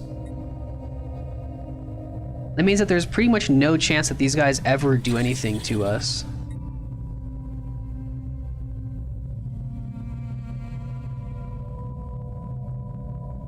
Interesting. He's talking mad shit, boy, that's all I'm saying. Alrighty. Come on, how close are we? System survey complete. This pop is...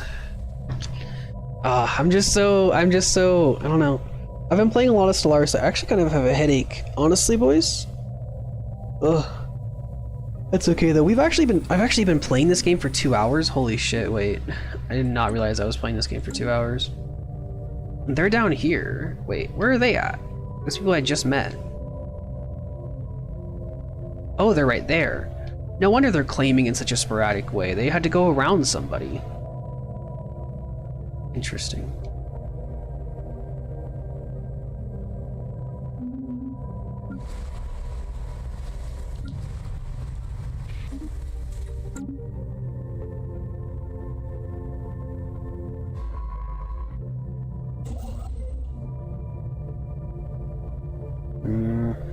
Almost there.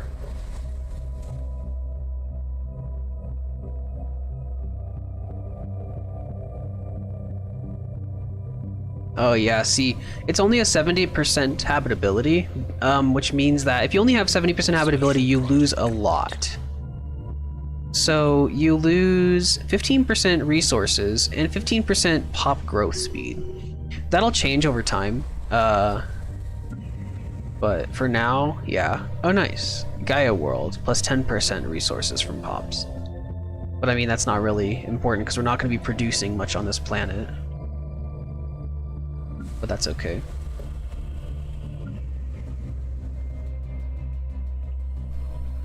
Technological acquisition successful. Awesome.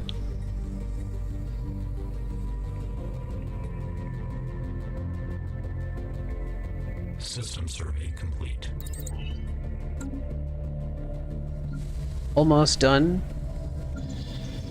This will be the last person that we have to move. And then we'll finally be able to set one of our planets to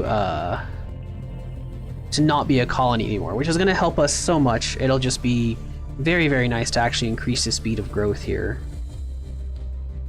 Anomalous surface variable detected. Because we're getting 1.3 from, or actually we're only getting 1.18 from that. So we're really only getting 2 from our base growth, which is 50%. So we could be, this planet could be growing stupid fast, but it's just not, which is really unfortunate. So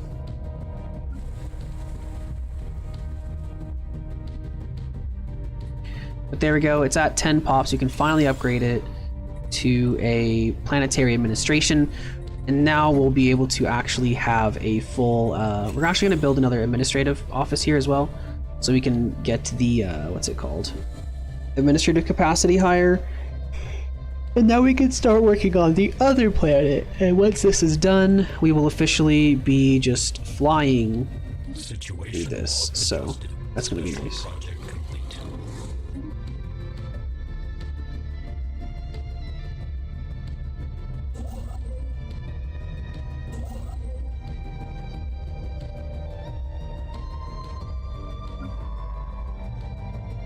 We actually have a level 6 scientist right now. That's nice. It's too bad he doesn't really do anything else. He doesn't have any defining traits other than the fact that he's gonna live forever, which is good, and I do want that. But the thing is, he has a max level cap of 7, which kind of sucks. Can't I increase that with the discovery perks? Science level cap increased by 2. Yeah, you can. That's actually really good. I mean, I honestly, I would go for that, but it's just not what I need right now. But that'll actually help our research out by a decent amount. So hopefully. Interesting. Situation log adjusted. Colony development speed plus 50%. I'm actually going to go for the global energy management because this building helps a lot. It adds this guy, which increases the upkeep of technicians, but increases their output by 20%, which is very worth it. I'm also going to get the starbase capacity increase because if I ever do want to start building those, I'm going to need the capacity because they become super expensive if you don't have the capacity. If you go over your capacity on starbases, they are very pricey to upkeep, and it's just not really worth it. So, gotta get that taken care of. We're at 91 of 73. Our traditions take 10% longer. That's crazy. That's changing very soon, but it still hurts to look at. Unfortunate. That's okay.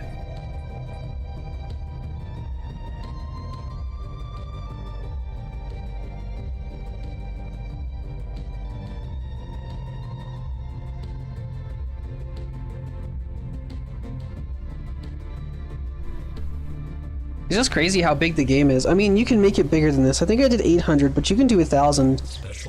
This is pretty big. Or maybe I did 1,000. I don't actually remember off the top of my head, but... Oh. +1 specimen collected. Nice. Guess that's cool.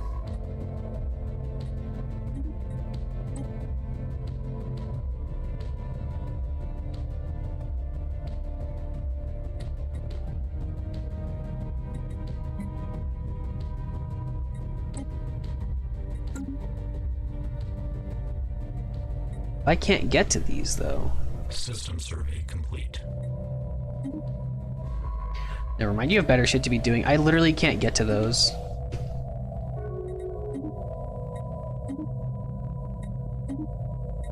There's no point in sending him to try to do this mission because I can't get to some of them because of the borders. So I might as well stop tracking it and just don't bother with this anymore. Missions completed.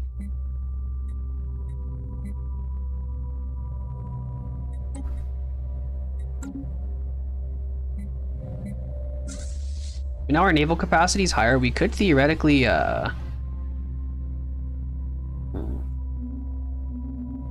we're about to reach our maximum on influence. So because we're about to reach our cap on influence, I'm gonna end up having to make claims on somebody at least, or something. Or Situation log adjusted. I don't necessarily know if I want to make claims or if I want to what's the word for it? Subjugate. I don't really know.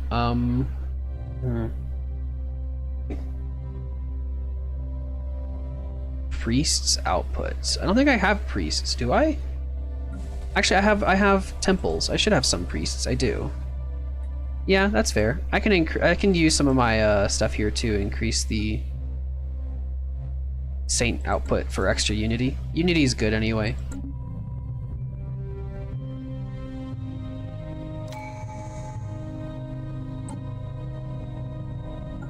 Increase the stability of all planets, which should increase our stuff even further, because stability is always good.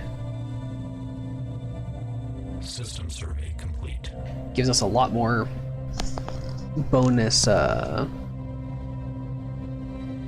bonus from jobs and stuff like that, which is always useful. And now this is no longer a colony, and so we're actually getting no immigration pull here. You notice that we're still getting, like, we're not getting any immigration push here, so this planet actually isn't really expanding at all. But that just means that basically, of course, we do have the planet's going to be growing on its own now, plus 3.75 here and plus 3.75 here. So we're going to be getting a lot more growth. And it took a while for us to get that planet up and running. Just start a war for the content.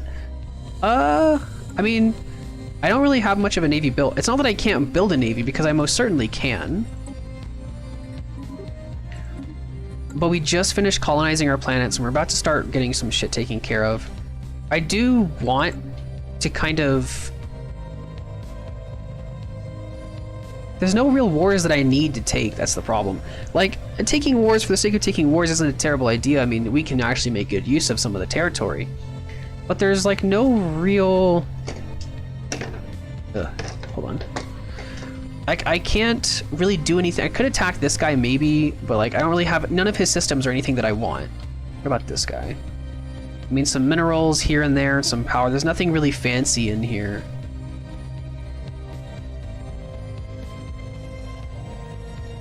I can't even get to this guy because Sanctuary's in the way. So that's not gonna happen. And I mean, this guy... I just have no real way to make a good war declaration and actually make good use of it, you know what I mean? I'm gonna be the strongest. I did slow myself down there for a while because of my colonies that I built. But I'm gonna be the strongest out of all the people around me pretty much by a pretty wide margin. And that guy's way up there, so like I have so much room to expand here. But I'm just waiting because I need to get this administrative capacity increase. So yeah, once we get that taken care of though, we're pretty much good to go. I can actually start making progress with like claims because I want to start actually getting more systems under my, like in my name. But for now I kind of can't and I have to wait. But I also want to, this world is going to be amazing for producing Unity. And so I want this system to be like actually productive soon. But it's just going to take so long to get it done, you know? Anomalous surface variable detected.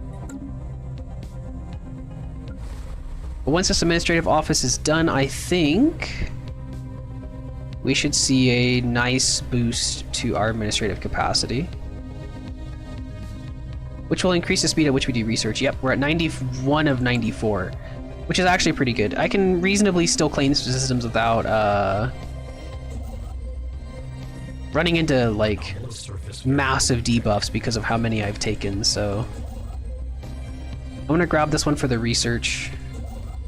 I'm gonna grab this one for the materials. I'm just gonna grab this one for the sake of grabbing it because it's in my borders. Start grabbing more stuff.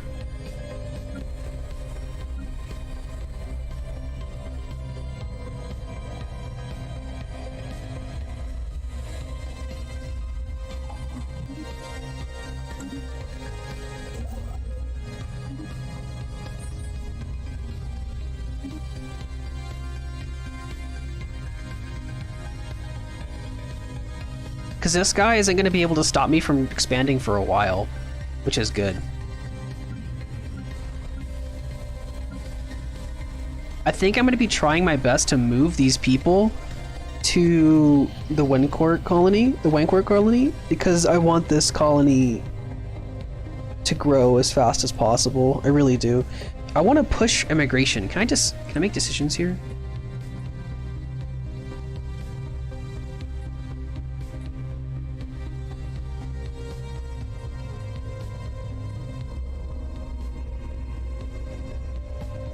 Find out if it can produce energy.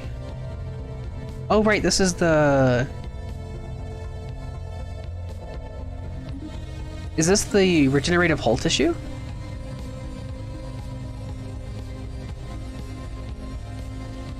I think that's the regenerative hull tissue. Is it in my situation log? No. Oh, here we go. Oh, it just goes to shields. Lame. I want a regenerative hull tissue. I think we have to find those aliens and kill them before that, which... Oh, that's what those guys are. surface variable detected. Oh, those are the caretakers. So they just take care of this system or whatever, I guess. They're not aggressive and they're just chilling there.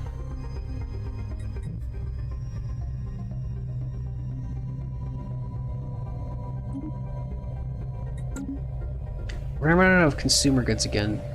I'm having to buy more and more of these constantly. Construction complete. Which is fine. I mean, I'll deal with it later, but like right now I'm just trying to get other shit taken care of. Special project complete. What is this? Oh. Gives access to the Master's Teaching Philosophical Mindset Empire Edict. Okay. Lasts 12 years and 6 months. Society research increased by 10%. I mean, sure. Why not? No reason not to. It's not like I don't have the influence. Anomalous surface variable detected.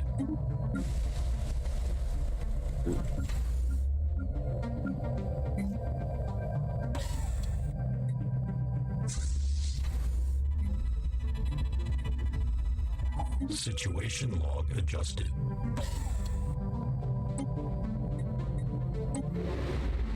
Where is this at? Oh, it's way up there.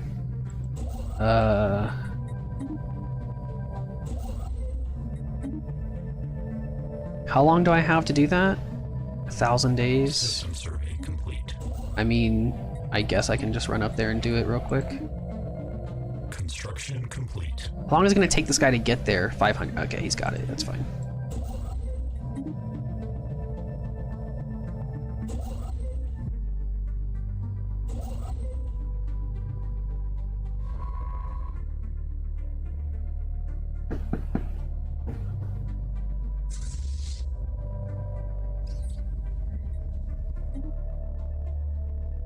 Are these people seriously still technologically similar to me?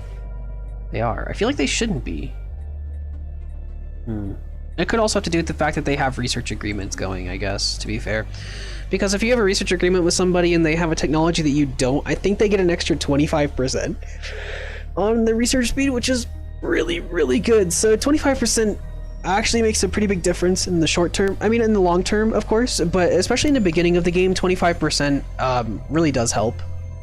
Because the text takes so long to get anyway, 25% is a lot of time. And of course, the early texts help you get more tech later on. So it's just a snowball that really helps. But that's only if they've researched it and you haven't yet, which sometimes happens, sometimes doesn't. It just depends.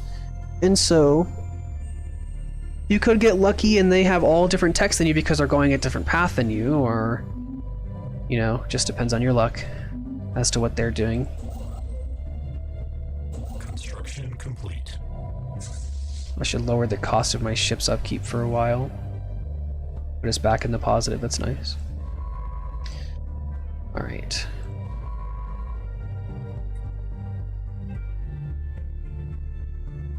System survey complete.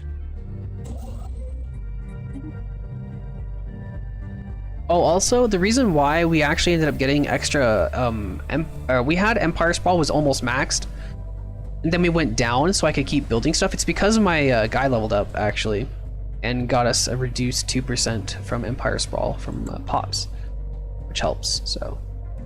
How are our populations doing? I could move 2 Pops there to put it up to 4, but that's not really going to do it any good right now. I'll wait till it gets up to 3 and then I'll mess with it maybe.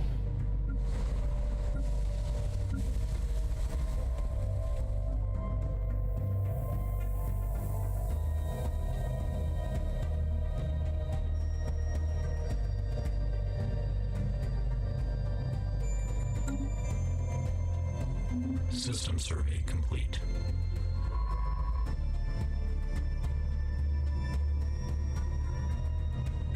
Like a Tundra world with 12 tiles is just not worth it.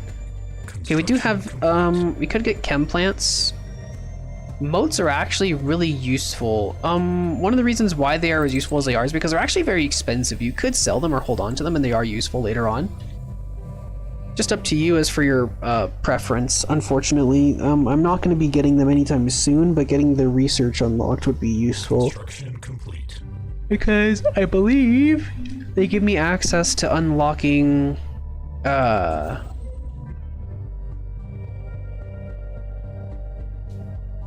are the alloy mega forges, the mega foundries or whatever they're called, which basically how it works is there are whenever you build things, they have a certain number of jobs available in that building. For example, this gives me +2 metallurgist jobs, so they make a total of the galactic community.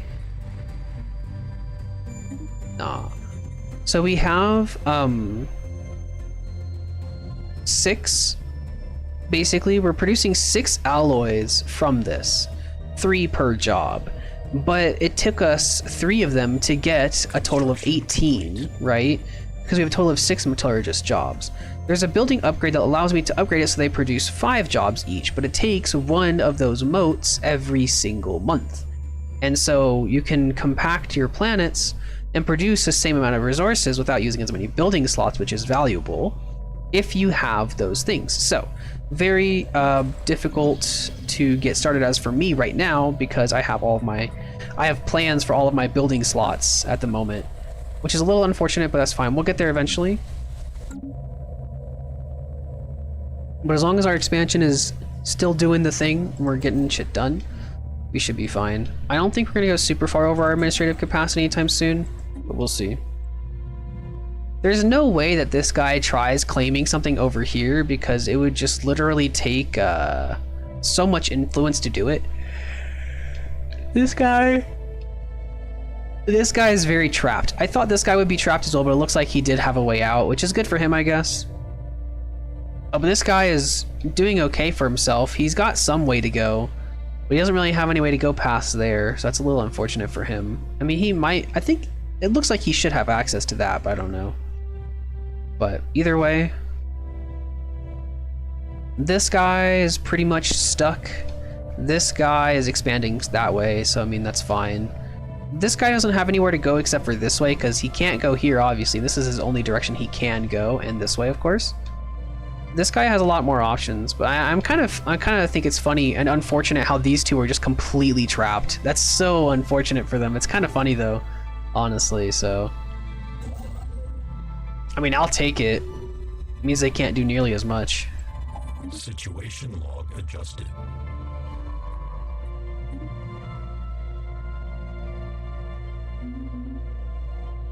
But it looks like they are settling planets now. All of them are. This guy's got 2 planets. This guy's got 3. He got lucky with his nearby, I guess, as well. And this guy's got 4, apparently. He's got 4 colonies down. I could start planting another colony, but honestly, I don't really know if it's something that I want to do. It's not a terrible idea. I do have a planet that I could theoretically settle with a 60%, but I get minus 20% pop growth speed and resources is just reduced. I don't really want to do it, but I could. This Tundra world is honestly just closer to my capital, and I feel like it'd just be easier, but I mean, it's not much closer, but...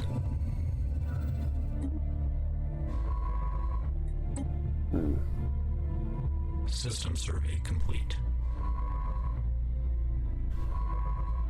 This guy's got a lot of surveying to do, that's for sure. I feel like I've made no progress, and I've been playing this game for almost 2 hours. This game, I mean, to be fair, the game does run a lot slower because I have the game so big. This engine isn't really...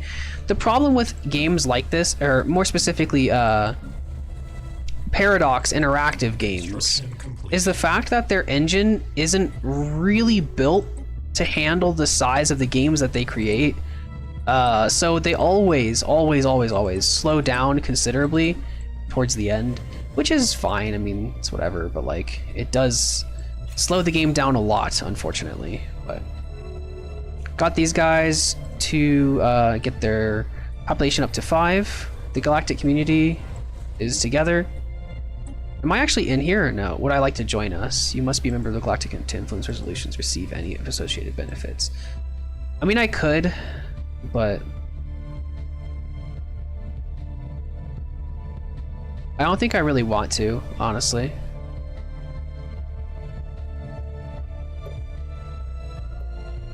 I mean, I feel like if I was gonna quote-unquote roleplay, my people probably wouldn't want to do it because they're all xenophobes. They just don't really care. They don't want to deal with the aliens, you know? They have more important things to do, like focus on themselves.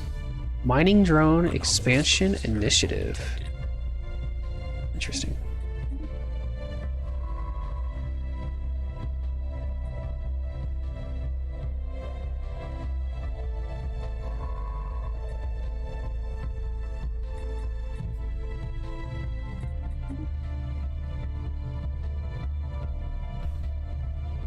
Do I have any idle science ships? I do.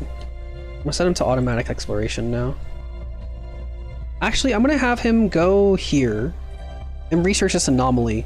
It's like a 10, a level 10 anomaly, but I kind of want him to do it. It's only gonna take him 500 days, which honestly isn't that bad, considering it's a level 10 anomaly. So that's fine.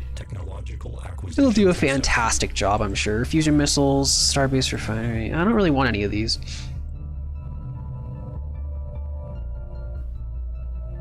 I don't know. I guess I'll take the mining station output. That's good, but it's nothing crazy. I mean, engineering is where you get most of your crazy upgrades, but nothing crazy right now. But I'm gonna save my game. Actually, I can't save my game. I've been playing this game for a little over 2 hours. I'm actually gonna take some fucking... what's it called? Ibuprofen. And I'm going to go to the bathroom, and I will be back. We're gonna play some Two Worlds after this. I haven't played it in like ages, and I want to go back to it, so...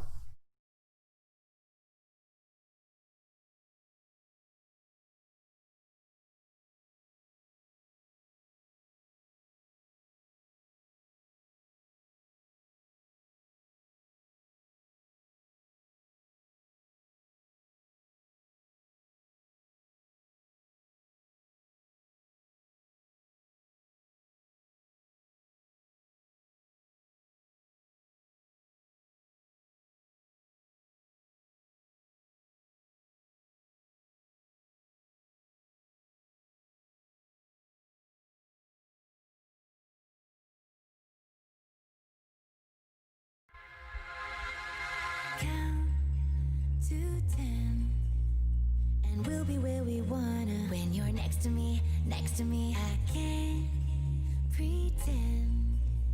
You've got me feeling like you're where I wanna be. Please don't let me go. I need you right here by my side. So won't you run away with me tonight? You could be the one that I've been wanting all my life. 'Cause when you're looking at me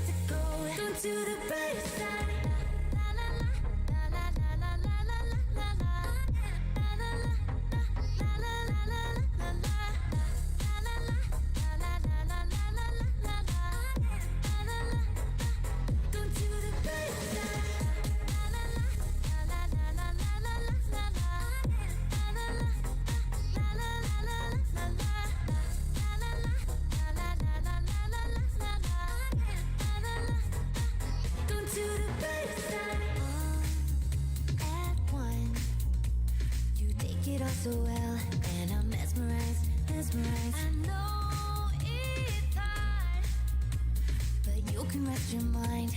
It'll be alright, be alright. I don't wanna leave, I need you. We could be the light. So won't you run away with me tonight? I could be the one that you've been wanting all your life. 'Cause I know that I'm ready to go down to the brighter side.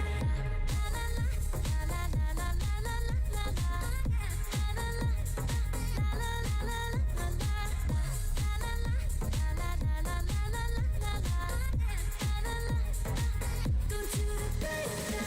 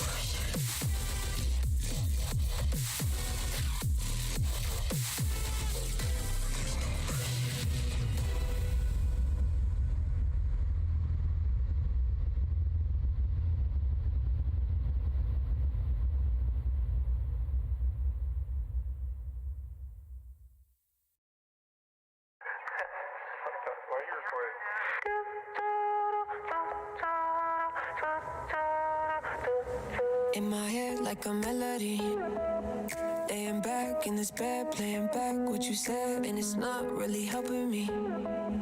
Coming down from this high is a dangerous ride. I'm coasting, out of body floating, lost in my emotions. I've been spinning slowly, trying to keep my head above water.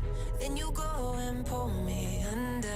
Crazy thing, I know I'm done for, stuck in this state of wonder. Easy.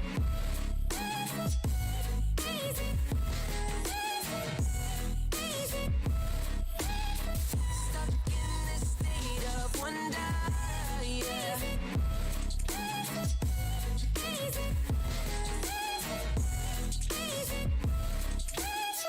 Stuck in this state of wonder.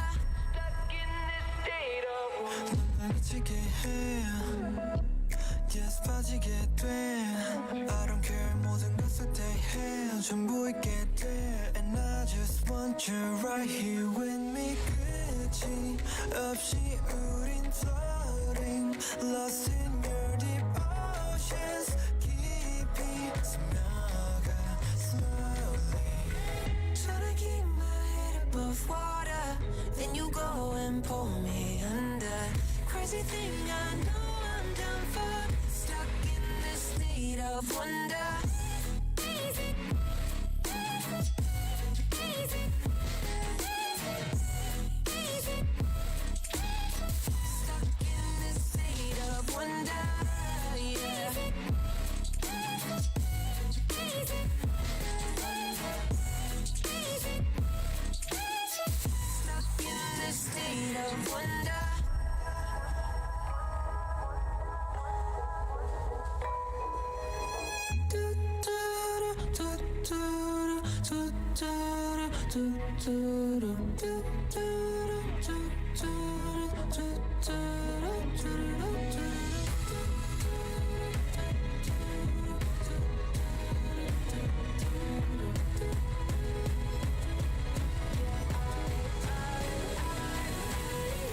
Trying to keep my head above water.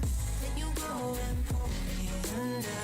Crazy thing, I know I'm done for, stuck in this state of wonder. Easy. Easy. Wonder. Easy. Stuck in this state of wonder.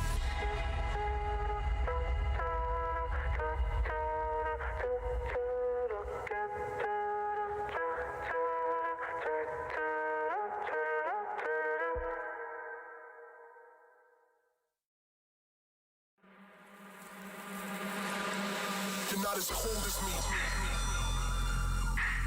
Cold as me. Cold as me. Cold as me. You're not as cold as me. Cold as me. Cold as me. Cold as me. Motherfucker, stop pretending. Stop pretending. Stop pretending. You're not as cold as me. Cold as me. Cold as me. Cold as me. Motherfucker, stop pretending. Stop pretending. Stop pretending.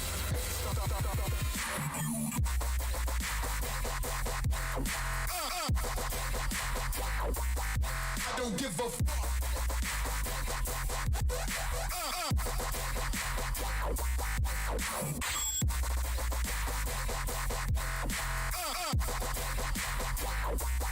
I don't give a fuck.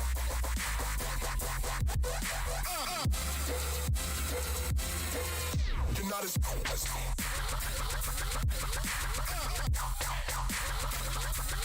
I don't give a fuck.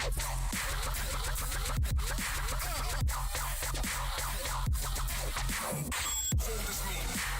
Cold as me. Cold as me. Cold as me. Motherfucker, stop pretending. Stop pretending. Stop pretending.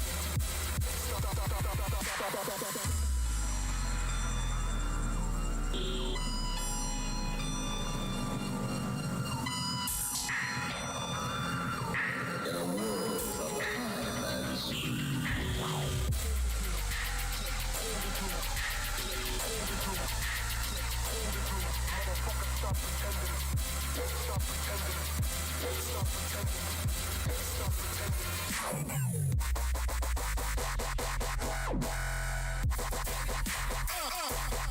I don't give a fuck.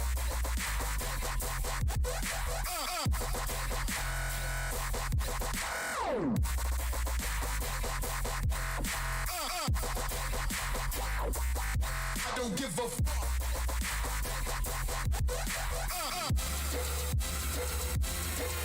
You're not as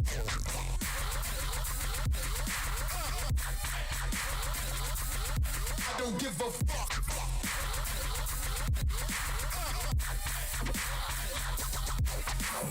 Hold this me. Hold this me. Hold this me. Hold this me. Motherfucker, stop pretending. Stop pretending. Stop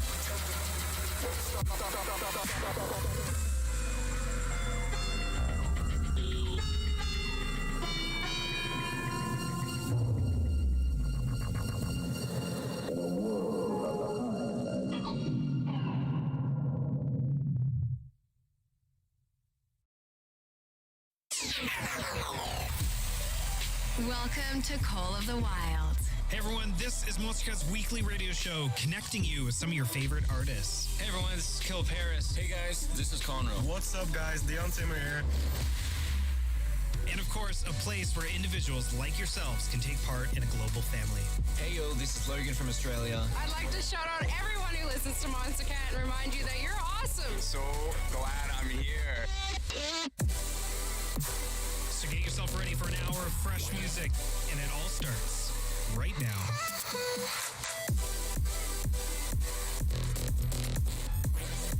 With nothing to hold us back, these are the songs of the wild.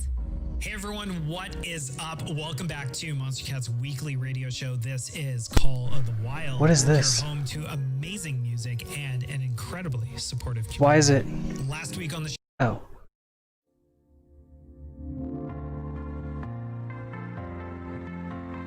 Does it just play the ones that even aren't available to me? That's annoying.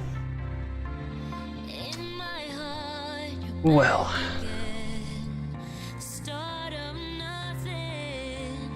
Felt it I am going to play some RuneScape, actually. I have a bit of a headache. I don't really want to play Two Worlds right now. It's just even more of a headache. So, Mom almost caught the house on fire downstairs while I was gone, so sorry I was gone so long. However,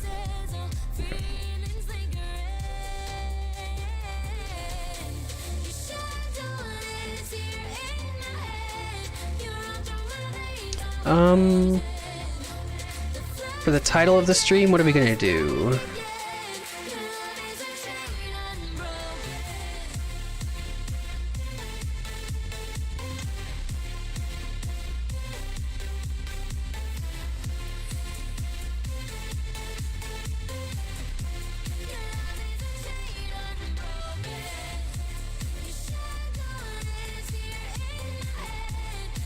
Okay.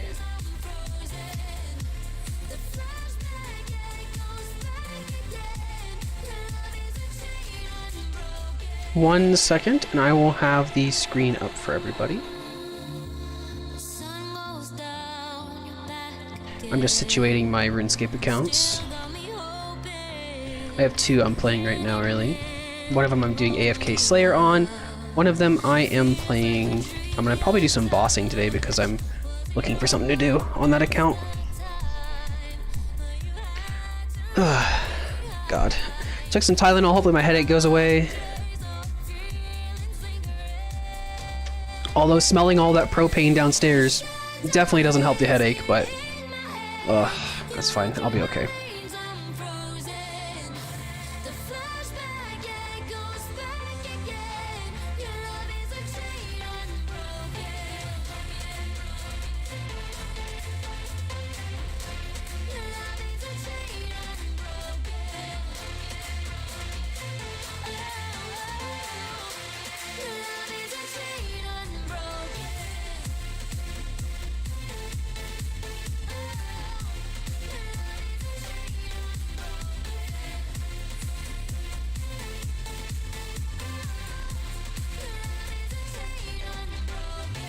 Well, I don't want this to, like...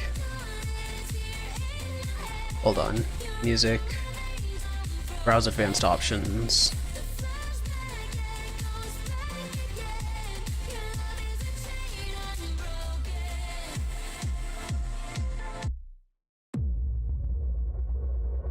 Alrighty. Change that up just a second. Oh, why is my game so lagging? I mean, I know why it's lagging. It's because I'm loading 2 games at once right now. I'm gonna let my games load real quick before I start streaming them, before I start showing them on screen, because I want them to be less laggy before I do that, because my game is straight up not having a good time right now. So,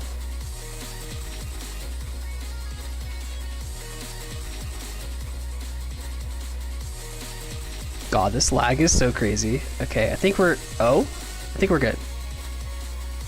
It looks like we're pretty much good. Sick.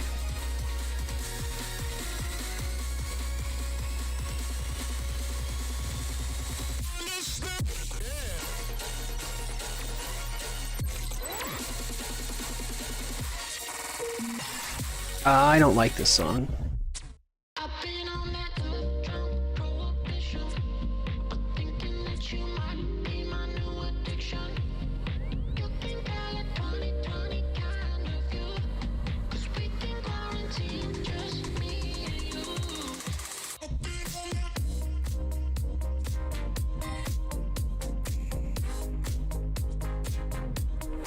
Oh, I do have to black the screen for just a moment though. Well, I guess you can just look at that one for a second. Yeah, that's fine.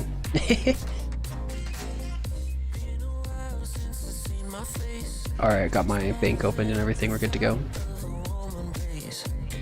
Alrighty, I was doing some implant catching just for fun for a while there. So, that was cool.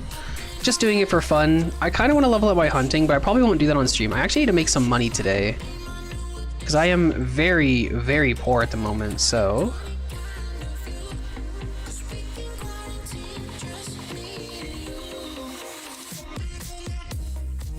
And what does everyone do when they're poor? They kill Zulrah. So that's exactly what we're gonna do for now. I'm honestly... I would honestly rather just hear the in-game sounds. I don't know. I just prefer the in-game sounds of RuneScape.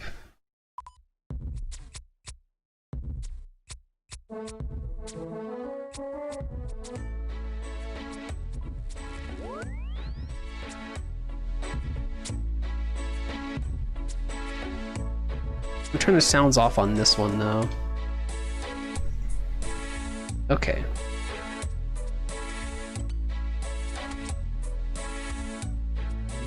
I'm gonna go ahead and get rid of my Graceful real quick and start setting up for Zulrah here.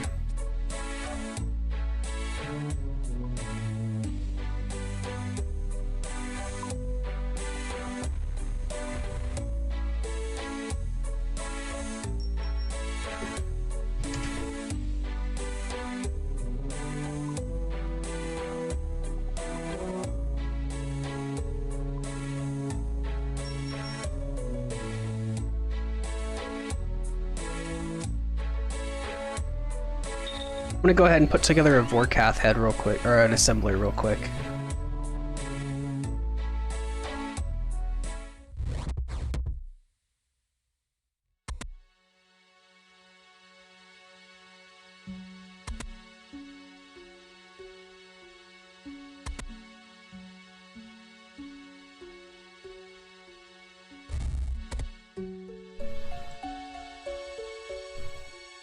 Not assembler.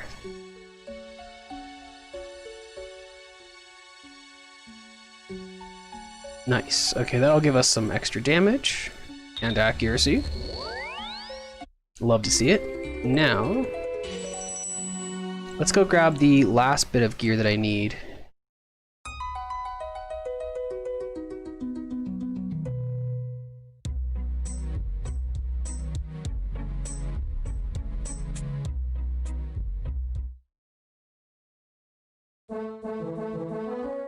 So, I can get rid of this because I don't need my butterfly net right now. Okay, I need to get a staff, a trident, An occult. I need a suffering.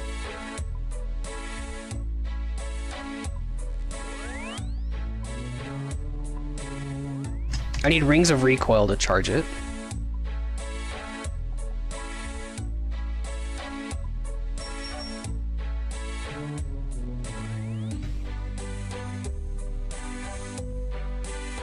Okay. We're gonna need boots for the respective styles, so we're gonna grab Eternals, and we're going to grab Armadehide boots.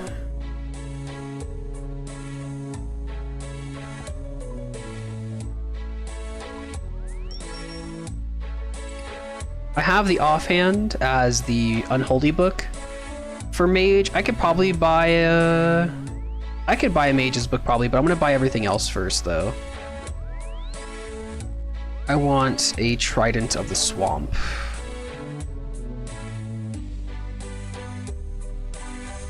I'm gonna buy a Trident of the Seas first. I'm gonna buy a Magic Fang.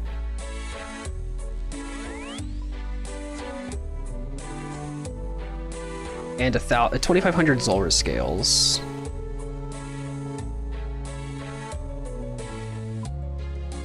I'm just kind of going about this in a roundabout way.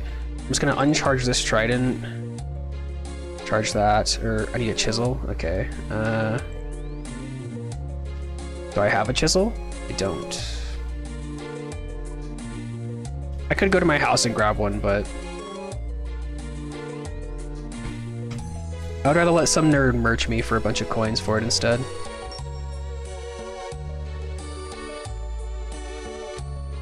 I did it again. Shit. There we go. Okay. Alright, fully charged. Good to go. Now all I need to do is grab an amulet slot. I need an occult, of course.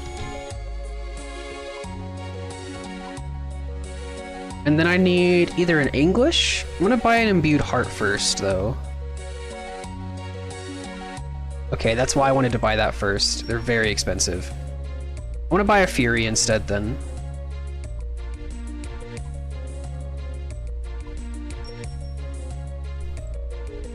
A little broke. Supplies are going to be hard to buy, but we'll get through it.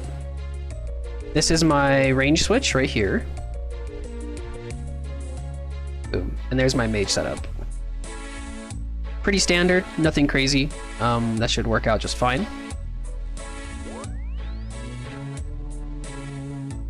I just need to buy supplies. I'm gonna go ahead and bank all of these. I'm also gonna switch over to the Lunar spellbook so I can bring Vengeance. So I'm actually gonna do that now so I can see what runes it takes so I can fill up my rune pouch with the appropriate runes. Looks like I actually had runes in it. That's nice. Let's go and switch over to Lunar. For Vengeance, it takes Astrals, Deaths, and Earths. I already have Deaths. I can just trade out my Blood runes for Astrals and some Earth runes.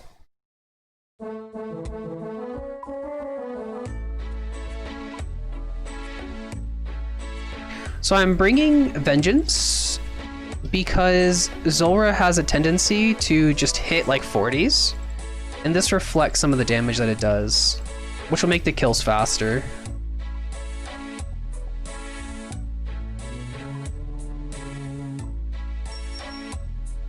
And also, selling those blood runes gave me a lot more money for supplies, so I'll take it. Awesome. Okay. There we go. Now I just need house tabs. I need Zolandra teleports. I would do the method with the, you know, the fairy ring, but honestly, this is just faster, and it's going to make my life a little easier.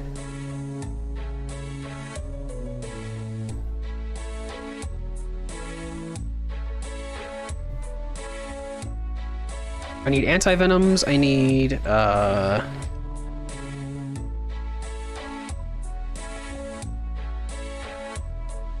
need ranging potions, and those are cheap as hell. I need prayer potions, which are going to be the expensive bit of this. I'll just buy 20 to start us off. And I'm gonna buy mantas. No, I'm gonna buy sharks. Sharks are just so cheap. And so are Karambons.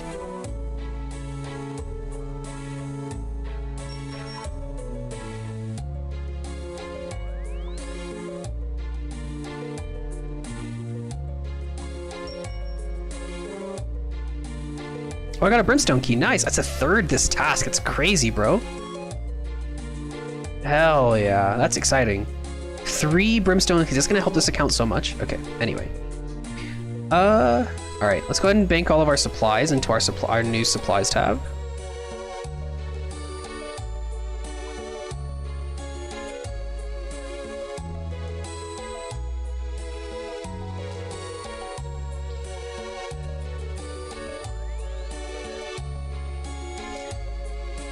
Am I 93 magic? I'm 93 magic. That's fine. I have the imbued heart that'll push me way over 94.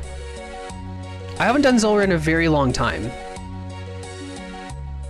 But this should be fine. I think this will go okay. I'm not super... I haven't done Zulrah in so long that I might plank a couple times at first, but... I'm sure it'll be okay.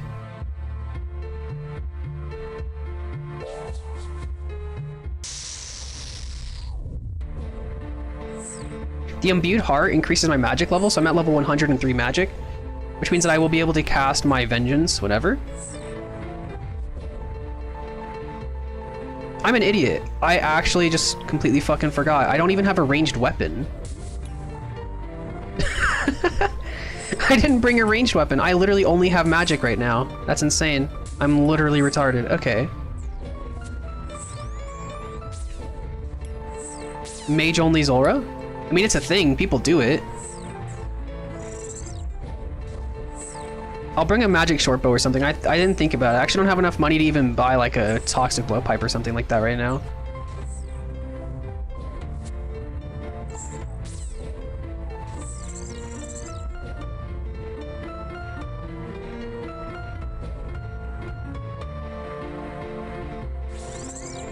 I'm pretty sure I'm supposed to hide behind the pillars during this phase.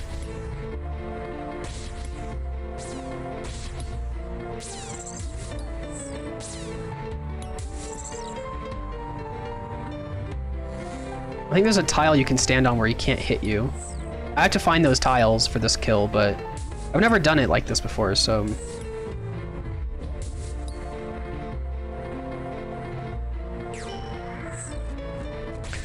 Oh, see, he just took 30 damage for that.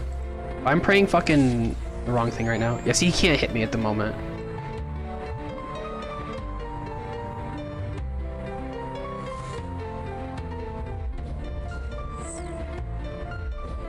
Nice. I've never done magic only Zulrah. It's interesting. I'm lagging a little bit, but that's fine.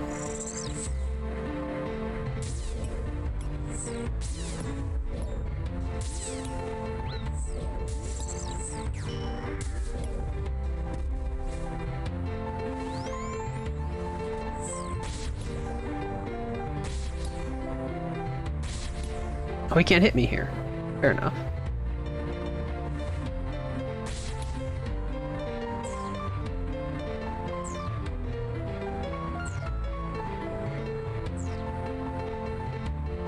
Aw, damn.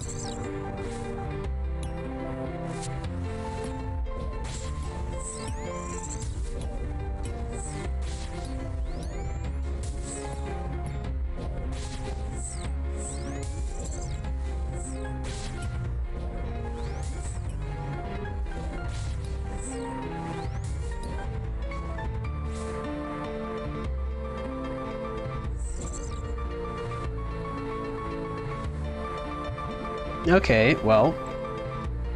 Damn, U-logs are so cheap, bro. Like, holy shit. How much are these each? Like 100 coins? They're 300 coins each, but like, that's just so cheap for U-logs. I feel. Actually, no. Have they gone up recently? Wait.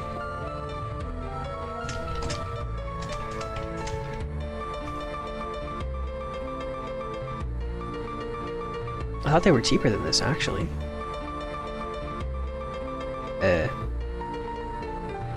Oh no, they're going down still. Fair enough. Well, I guess they did always hover around 300 coins, so I guess actually they're cheap.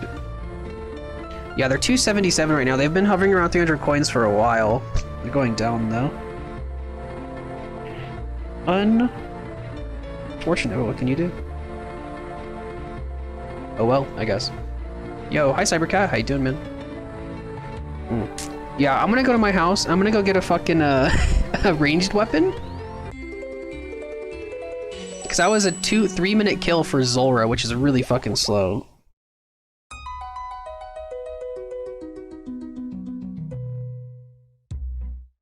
Okay, how much money did I have left? Like nothing, right? I'm pretty sure I had like no money left. Yeah, I actually have some implings I can sell though. From my journey into Piro Piro.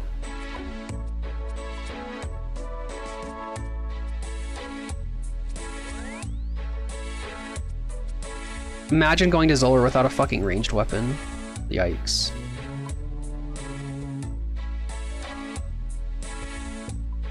Yeah, they should give me enough money for at least something. I tried RuneScape, too complicated. It can seem complicated whenever you've never played it before, I agree with that.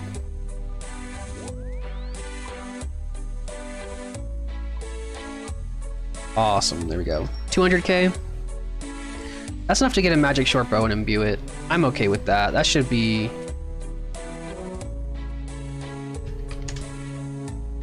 Can I buy a magic short bow scroll for 200k? I can. Awesome.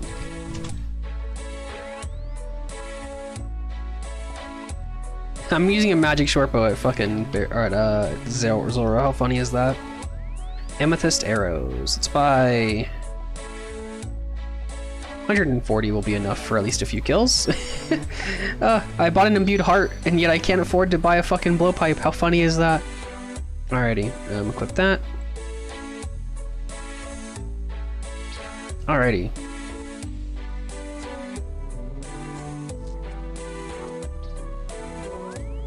Now I just need food, and I'm good to go.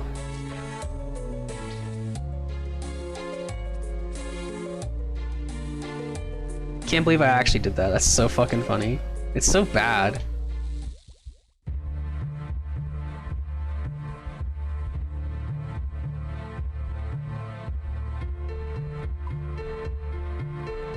What's my Zulrah kill count right now anyway? 600.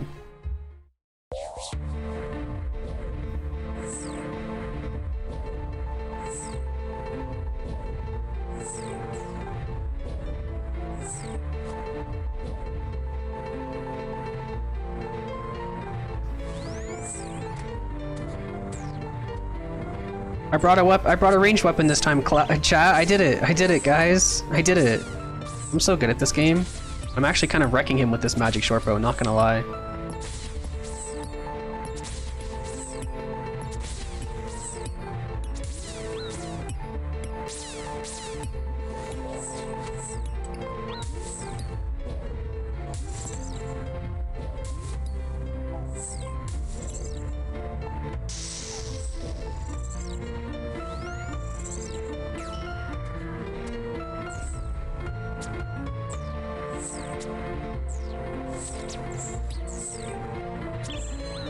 Oh, come on. I vengeance the fucking little guy.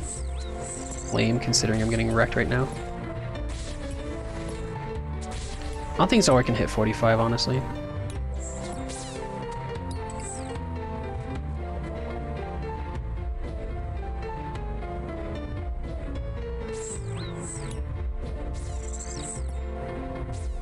I hit a 33, wow.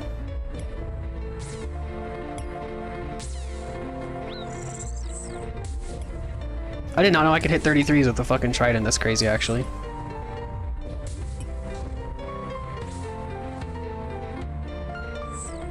Yeah, oh, I hit it 35. Okay. I did not realize my max hit was as high as it is. Holy shit.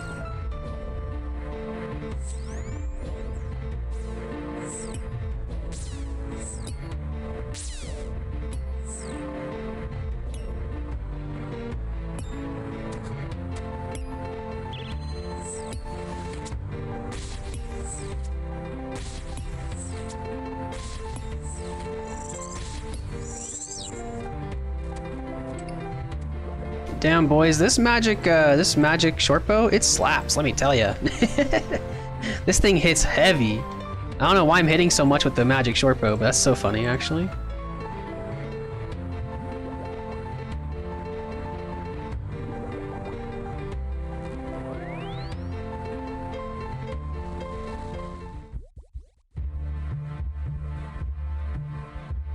Put this over here real quick. Clear my inventory so I can actually properly navigate.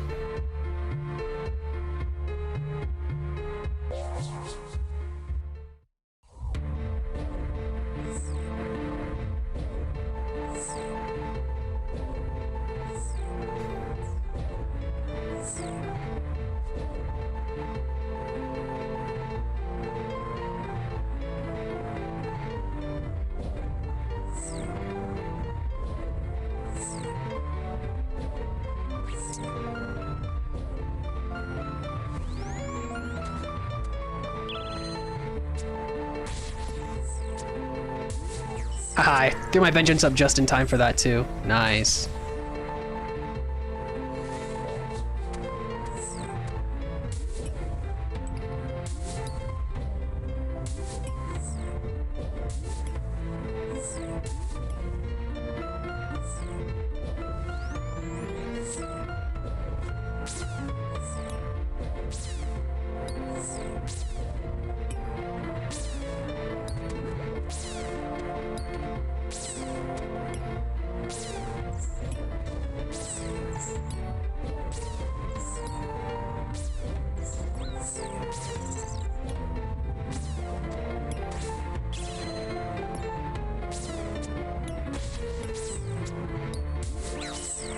You only hit me for 9? Come on.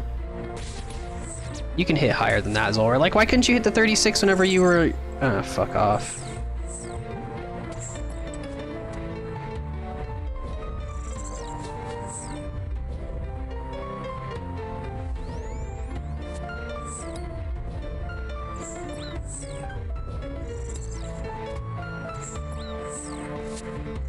Oh, I didn't mean to stand there. Whoops, misclick.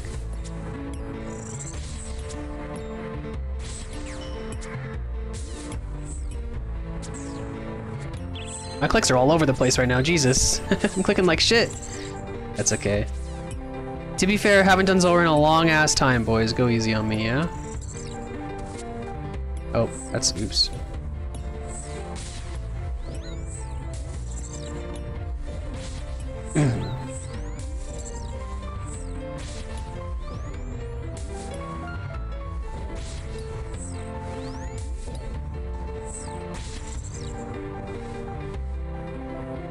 Alright, 2 kill trip, and oh, 10 Torstals, don't mind if I do.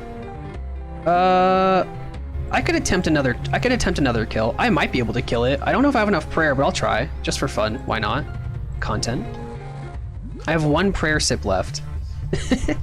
We'll see how it goes. I need the extra money, so if I could get another kill with just trip, that'd be nice.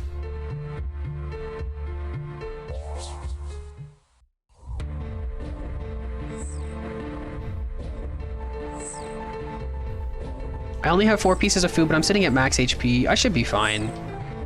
If my magic shortbow hits, I'll be okay. And it's been hitting really well, surprisingly well, honestly, so I have faith.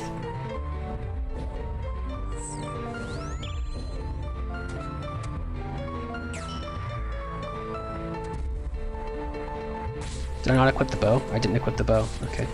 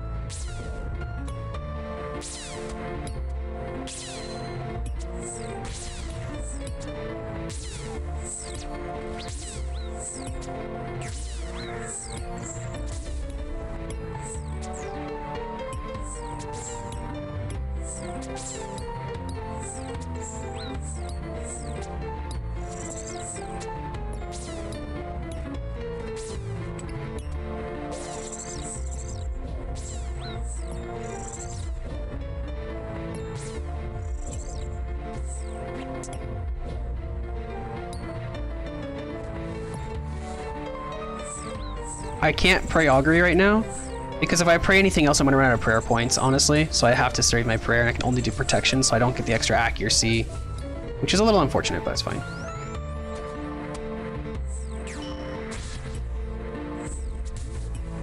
Hit me. Do it, you won't. Hit me for a 40. I have no food left. Come on, you know you want to, you piece of shit. I have vengeance on, hit me. Damn, okay, it's unfortunate. That's okay though. I think I got it here.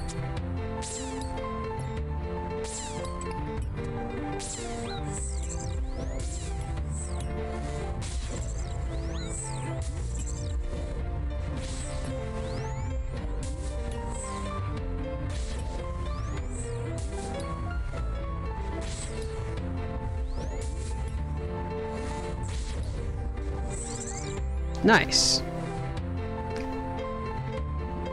A spirit seed? I mean, okay, game. I'll take it, I guess. That's fine. Theoretically, if I ever do farming on this account, that's farming XP, I guess. Sick. That was a good trip, actually. I made a good amount of money that trip. I could easily buy some supplies now if I need more, but I think I'm good for now, actually. If I'm using the magic short bow, can't trade that, but I do have the mahogany logs, which are good value. The torsos, which is a good drop. Look at that, 365k, not bad at all. The spirit seeds untradeable, and the Calcot seeds are valueless, but not bad at all. I will happily take that. 365k from 3 kills. That's actually, I got pretty lucky on the drops then for that one. I will happily take it, and I will not complain.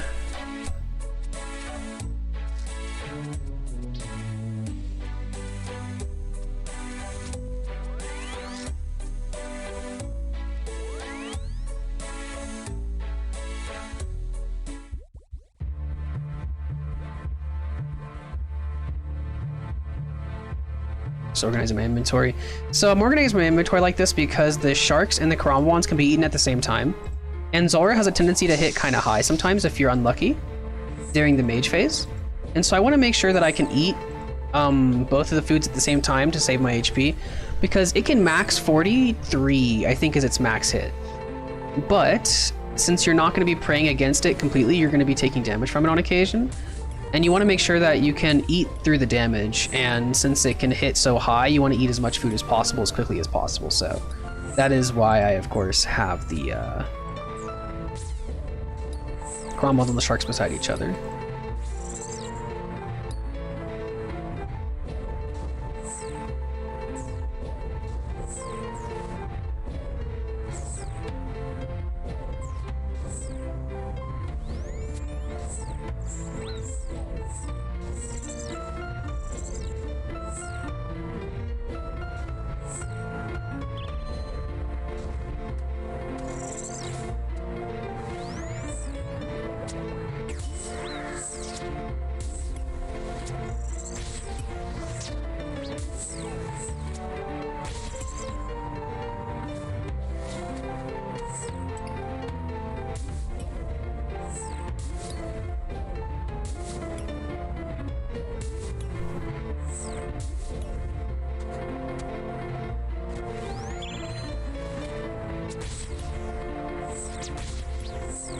I can max at 24 with a magic short bow. That is disgusting.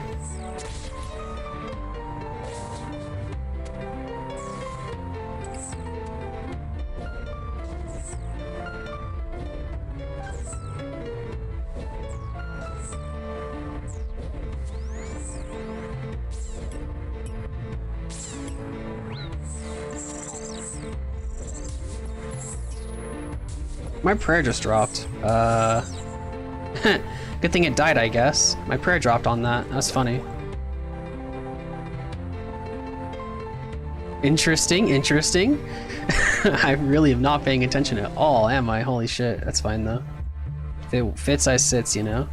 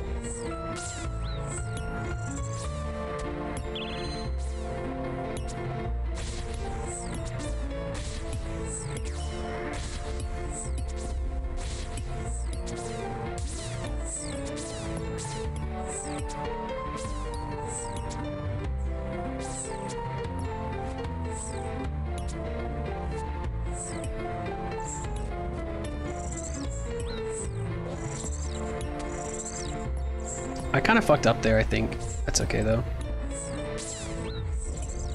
That snakeling actually maxed on me, feels bad.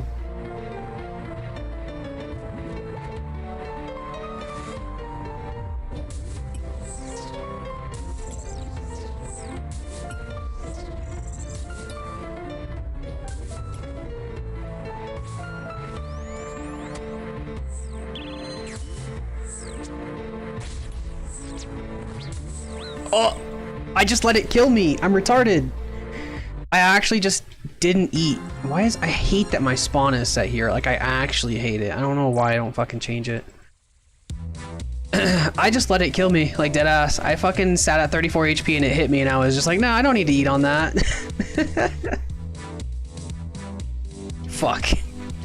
That is unfortunate, because I don't have a lot of money. I think it costs 100k to get my stuff back. So I have to sell some of my loot. Honestly, I think Vorkath might just be easier. Vorkath is just mechanically such an easy fucking boss. I don't know. Maybe I'd be better off doing Vorkath, actually. Since I actually can get a... With Void and the Salvi Amulet EI, like, I'm pretty sure Vorkath is just better money, but Vorkath is just so boring. I like Vorkath because it's such good money and it's so consistent. I mean, he doesn't have any rare drops like Zulrah does, but like Vorkath is just objectively an incredibly boring boss to fight.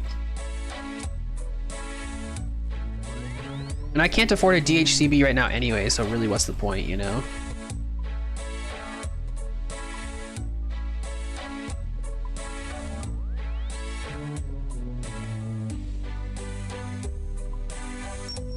I got 430k so far, not bad at all. Okay, I think I am gonna swap over to Vorkath. I think Vorkath is just better money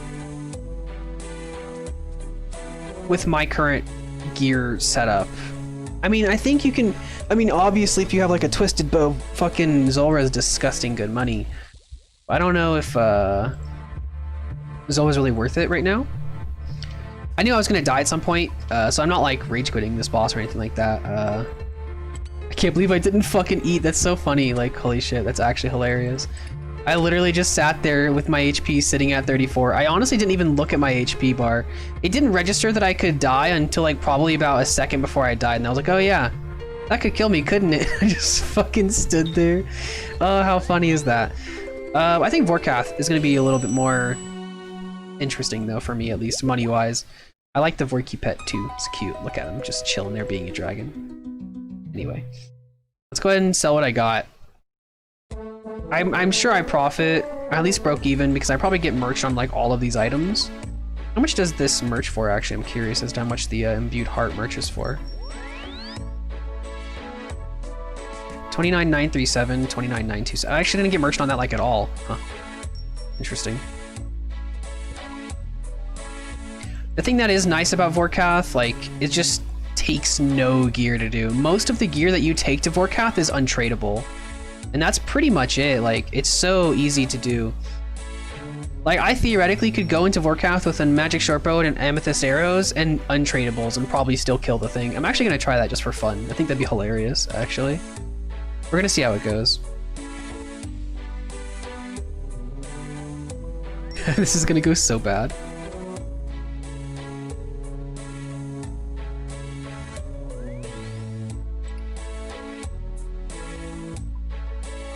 Oh, this is gonna be hilarious though. I'm gonna die so quick. Need to uncharge my suffering.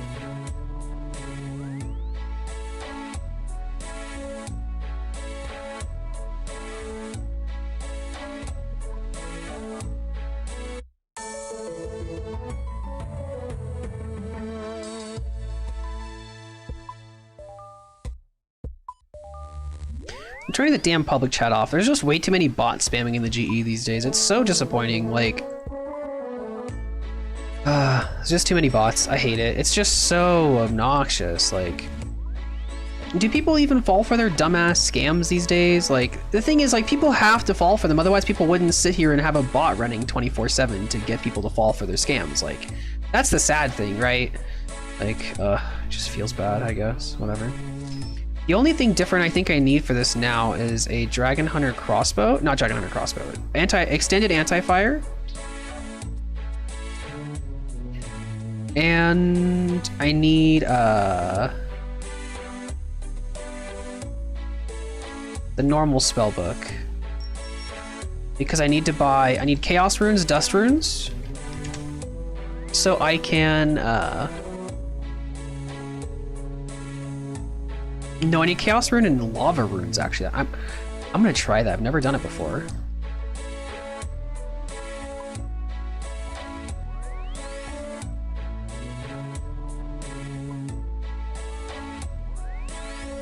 I have a feeling you're gonna need air runes though. I'm gonna go double check the spellbook. I don't know if you need air runes for Crumble Undead. I'm pretty sure you do, and if you do, I'm gonna be a little sad, but we'll figure it out. Standard. Crumble Undead. Yes, you do need air runes, okay. So never mind. I was gonna take Alks, because it saves inventory space. I mean, I theoretically just could have like these just sitting right here and just take dust runes. Or air runes or something.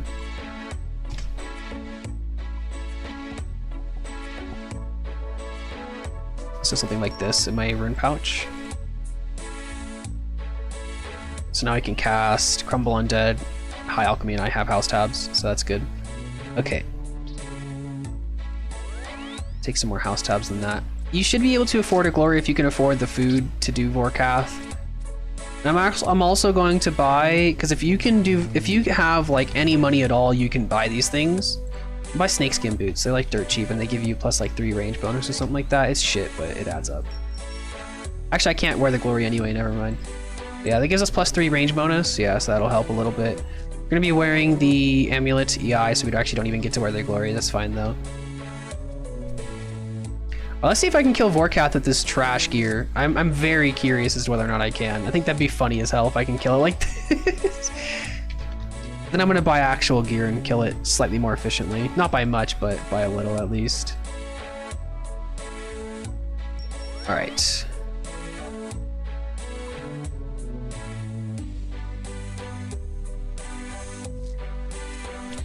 So for Vorkath, you need pretty much the same exact potions that you need for Zulrah.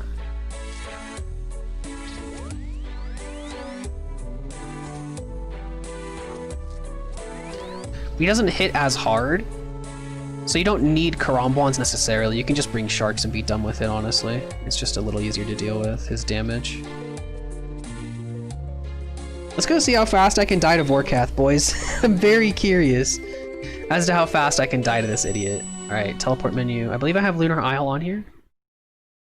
I do.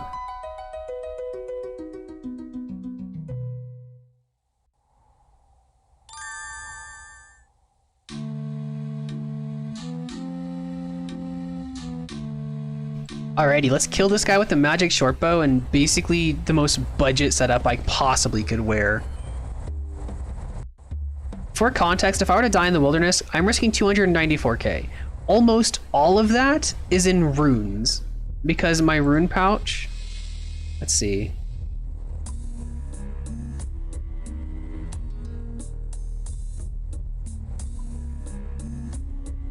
Well, my rune pouch is definitely gonna have most of the value in it, honestly.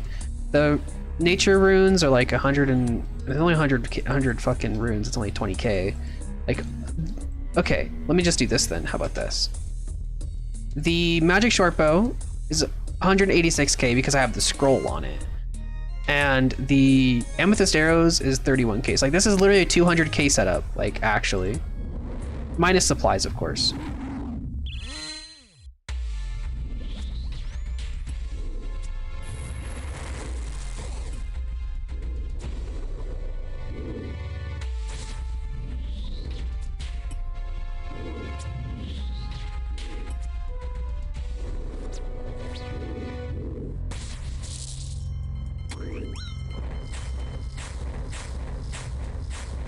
This is gonna take ages. I'm never gonna kill this guy. This is gonna be the slowest Vorkath kill I've ever done in my life.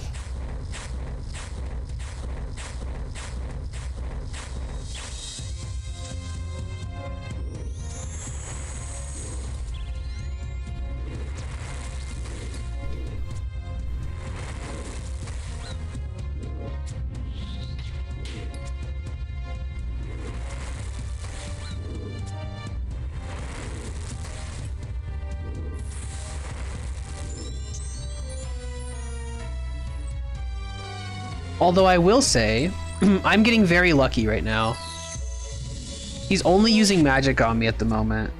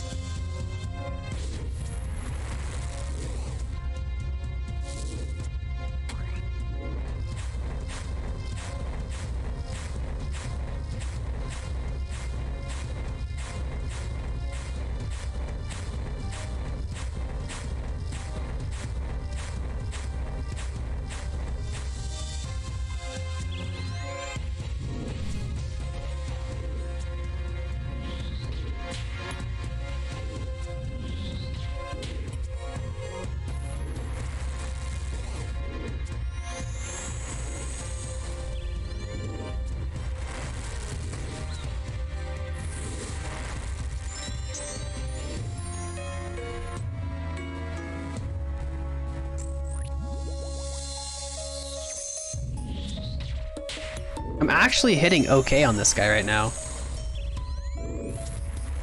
I do have rigor, which helps a lot, but I'm actually kind of hitting surprisingly well. Like, I'm not killing this thing fast by any means.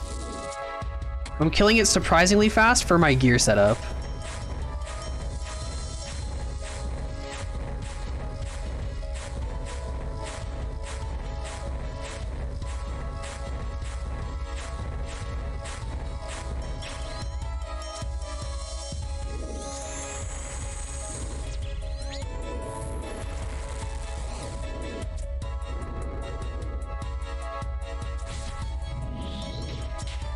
Like, realistically, if you can afford a magic short bow with if you can afford a magic short bow with these with the scroll, you honestly could afford like a rune crossbow and the actual bolts that make this boss actually like twice as easy. But honestly, this is kind of funny, like how I'm actually killing this guy with the magic short bow. This shit costs 1k, but I have the scroll, which makes it a little more accurate, so it does help a bit with my damage.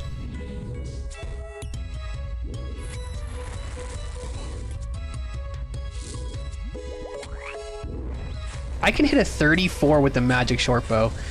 Imagine if I spec'd it and I maxed. Imagine hitting like a 70 damage magic short bow spec. How hilarious would that be? That would be so funny. Holy shit. That is insane damage. I'll never hit that, and it'll never happen, but like, if it did though. And the fact that it can happen is just insane. I need to move. Hey, he's dead. How long did that take? I'm scared. 4 minutes. You know, honestly, 4 minutes isn't that bad. Like, that's a long kill, don't get me wrong. But for this setup, that's actually not that bad. I'm kind of surprised that I killed it in 4 minutes. I figured that was gonna be like a 6-minute kill. Like, dead ass. That's so funny. Okay, let's actually change to legitimate gear and kill this boss in a reasonable time span, because I need to make money, and Vorkath is just a really disgustingly good way of making money, so let's do it. So for gear, what we're going to be bringing is we're going to be bringing a toxic blowpipe. The blowpipe is just a disgustingly overpowered weapon. We're going to be tanking this demon, even though I'm supposed to be safe spotting. We're gonna bring the Zulrah scales that we need. I'll put about 3,000 in it. I think 3,000 is more than enough. We're also going to need, we could bring adamant darts. They are rather cheap. We could also bring rune darts, which do give us a max hit. They're only 1k each right now. They're actually kind of cheap. I'll buy a mil worth of them to see how long they last. Faster kills are always good. And this is a two-hander as well, but this is going to increase our damage by a lot. So if we look here, our ranged accuracy doesn't change. Our ranged bonus is the exact same. However, this weapon actually attacks, I believe it's 1 tick faster, and the ranged strength bonus is a little bit lower. However, since it hits 1 tick faster, this weapon is going to be superior. to the magic short bow. So it's going to be at least like 25% better DPS. We're also going to be upgrading our boot slot, and we're going to be buying a ring. We're going to buy the archer ring, which gives us +4 accuracy. I think I can imbue it. We'll go double check. We're also going to be buying Pegasian boots. 40 mil right now, which is expensive, but that's fine. The Pegasian boots give us, I think it's a total of 15? Yeah, no, 12. 12 accuracy bonus with range instead of the 3, so that is a big upgrade. And then we are just going to be going and grabbing the imbue. Actually, I'm not going to drop the scroll, the short bow, because it's imbued right now. We're going to be going to Nightmare Zone really quickly to grab the, what's it called? The imbue for the Archer's Ring, which will give us an extra +4 accuracy. So our total accuracy bonus is going to be 13, which may not sound like a lot. Plus 13 accuracy, like that's okay. That's a good amount, but it's not like crazy. But keep in mind that because I'm wearing Void, I'm getting plus 15% accuracy and damage. Because I'm wearing the magic, or because I'm wearing the Salve Amulet EI, that is like another 15% accuracy and damage. So I'm getting like a total, actually it's 20, so that's even better. So it's actually 35% accuracy and damage bonus. So getting a plus anything really makes a difference here. So we're gonna be imbuing our Archer's Ring to give us a pretty nasty +8. 103 magic bonus. We should be able to wreck this boss.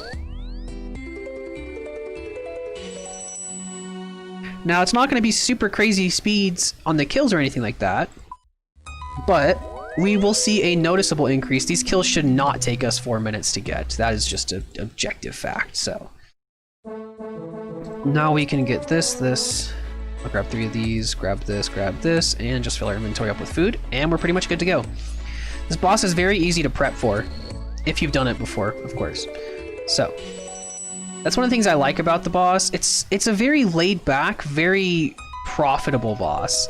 But the problem with that is it's so laid back that it's actually kind of boring. It's a very easy boss to do. Like, I can do this boss on mobile without any problems, which is good and bad, like I said. Like, I don't know, sometimes, but it's one of the more profitable bosses in the game for solos. So it's definitely a really good monster to fight, but it just kind of sucks because it is so slow. Although it's not hard to die here either, though. So while I say this boss is laid back and very easy, it's also very easy to get one hit if you're not paying attention. So if you look away from your screen for just a little too long, you will get one shot from max HP. The fireballs will literally one hit you, and the zombified spawns hit really hard as well. So gotta watch out for those.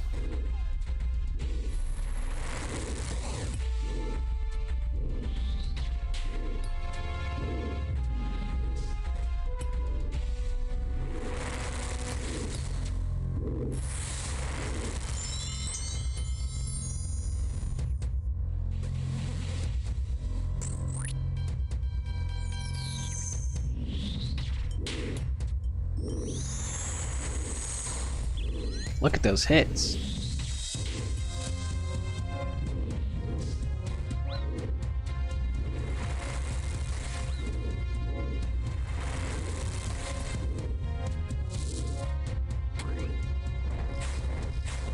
Now there is a method, because this weapon attacks in 2 ticks. I think it's a 2-tick weapon, or it's a 3-tick weapon, I don't remember, but because this weapon attacks so fast, you can actually, it's called Wook's Walking. Basically what you can do is he shoots those fireballs at you every tick. And as long as you're on a different tile whenever they hit the ground, you will not take damage. And so because this weapon attacks in 2 ticks, you can take a step back. I have to move so I don't get killed by that. So it looks something like this, if I can... Oh. I'm on the right tile for it though, so I'll show you.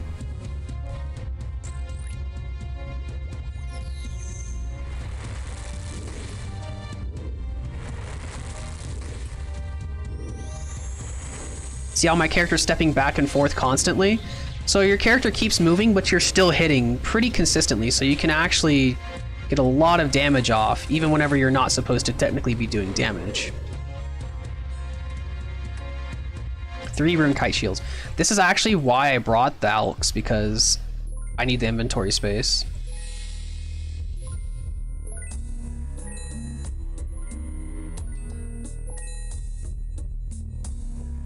Now, because this is an instance, none of these items will disappear over time. They'll actually stay there forever, as long as I don't leave the instance. And so I wanted to pick up those items at least because those are the most valuable drops that I got. And so now if I die or if I like teleport out on accident, which I've done before, and I've upset myself a lot by doing so, I should still be able to at least have some of the loot that I got, so that's always a good thing. The reason why I'm not doing the Wook's Walk is because I would probably lag and just die. And while getting used to it is something that I should do because it does make this boss a little more efficient, one thing that it also does do is it does increase the cost of your supplies. Because whenever you are hitting the boss, you're killing it faster, of course, because you're hitting it, right? But during the fireball phase, he only takes half damage. So any of the hits that you're using actually only can do 50% of what you normally would. So you do lose some kind of efficiency there. I sit at 46 with that spec. Jesus Christ, I'm actually wrecking this guy right now. The Pegasian boots and the Archer ring really make a difference here. I'm hitting constantly on this guy. But it does increase your supply cost by a little bit, but because you'll always profit doing this boss pretty much no matter what, it's not a big deal. Unless you're using like dragon darts, you're gonna make money here, which if you're using dragon darts here, you're insane anyway. So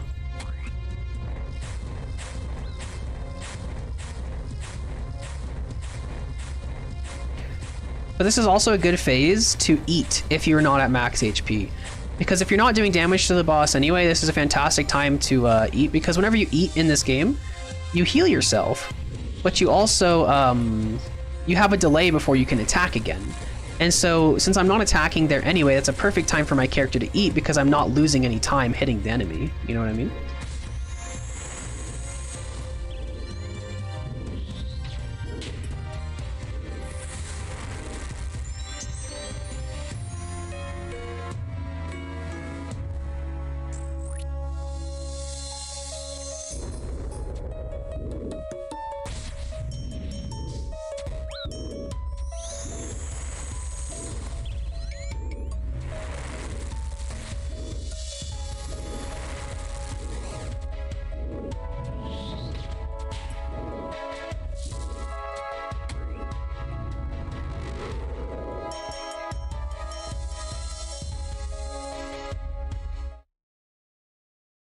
I should be able to pick up most of this now.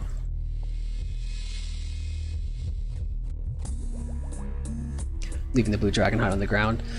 If I have the inventory space at the end of this inventory, I will pick up the dragon hide because there's no reason to leave it. I mean, if it's extra money, like you might as well pick it up. I mean, it's not super expensive. Oh, I finished my task. Nice. I finally finished my Slayer task. Holy shit.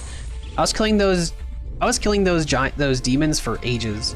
I could have done it faster if I was doing melee, but like, I just didn't. I wanted to safe spot it with range just because it's easier.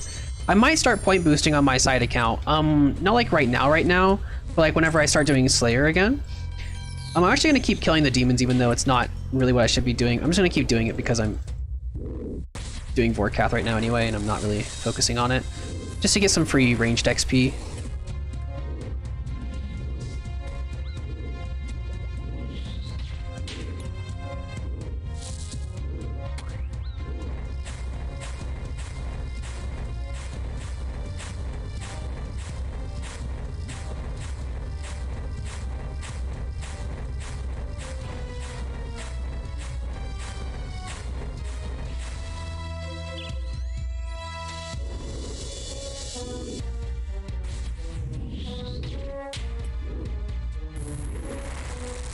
What level Slayer am I on this account? I'm trying to get as many Slayer levels as I can. I want to start actually making money on this account too on the side.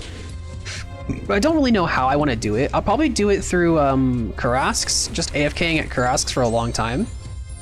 Because they're decent money and they're safe spottable, so it would be a great way for me to level up my ranged. But I need to actually unlock Karask, which is like level 70 Slayer. But I need something that's AFKable that makes money on my side account because I don't know, if I'm ever playing on my main, I actually need to, you know, of course, have an opportunity to make money on both accounts at the same time. Because this account on the left here is actually a baby main, I've never actually made another main account and like legitimately trained it. So I'm kind of excited for this account. I mean, I've gotten a lot of stats on it. I think I've had this account for almost 2 months. Probably about 2 months now. I'm pretty happy with the progress that I made on it in 2 months. Considering I've had my main account for like literally years, and I probably have like, oh shit, I got hit for 31 there. I have 112 million total XP on this account. But on this account I have like 18. And so I've been considerably more efficient. Now, will I continue to be efficient? I need to kill that thing, shit. I'm not paying attention. Oh god. What the fuck? I hit it. I wasn't paying attention. I was looking at my other shit. So there's a fantastic example of if you're not paying attention, you just die at this boss. I didn't turn my prayers on back in time either, so I ended up getting shit on by the Dragonfire, which is what finished me off. Feels bad. Oh well. No big deal. What time is it? Time is 6 o'clock. So we have been streaming for a little under 2 hours. 4 hours, a little under 4 hours. So I'm gonna go ahead and end the stream on a high note right after I suicide into a boss. For no reason whatsoever. A second time, mind you. I haven't done PVM in a while. I'll get back into it. I want to get some money on this account. I just want to start making money again. I feel like I enjoy it, but I haven't really done it, you know? And so I'll be playing on this account a lot more. Hopefully be playing on my main more. And doing some stuff. But anyway, guys, thank you so much for joining the stream today. I know there's only a couple of you in here, but I do always appreciate your guys' company. It does give me a reason to stream. If there's only 2 people here, I'm okay with streaming for just 2 people. That doesn't bother me whatsoever. So thank you for joining me. I don't know when I'm going to upload another actual video, or what I'm even going to upload next, if I even do. I might just stick to streaming, and if I'm going to stick to streaming, I might just move over to Twitch. Because I don't really see myself uploading any videos, so I might start streaming on Twitch in the future. So keep an eye out for that.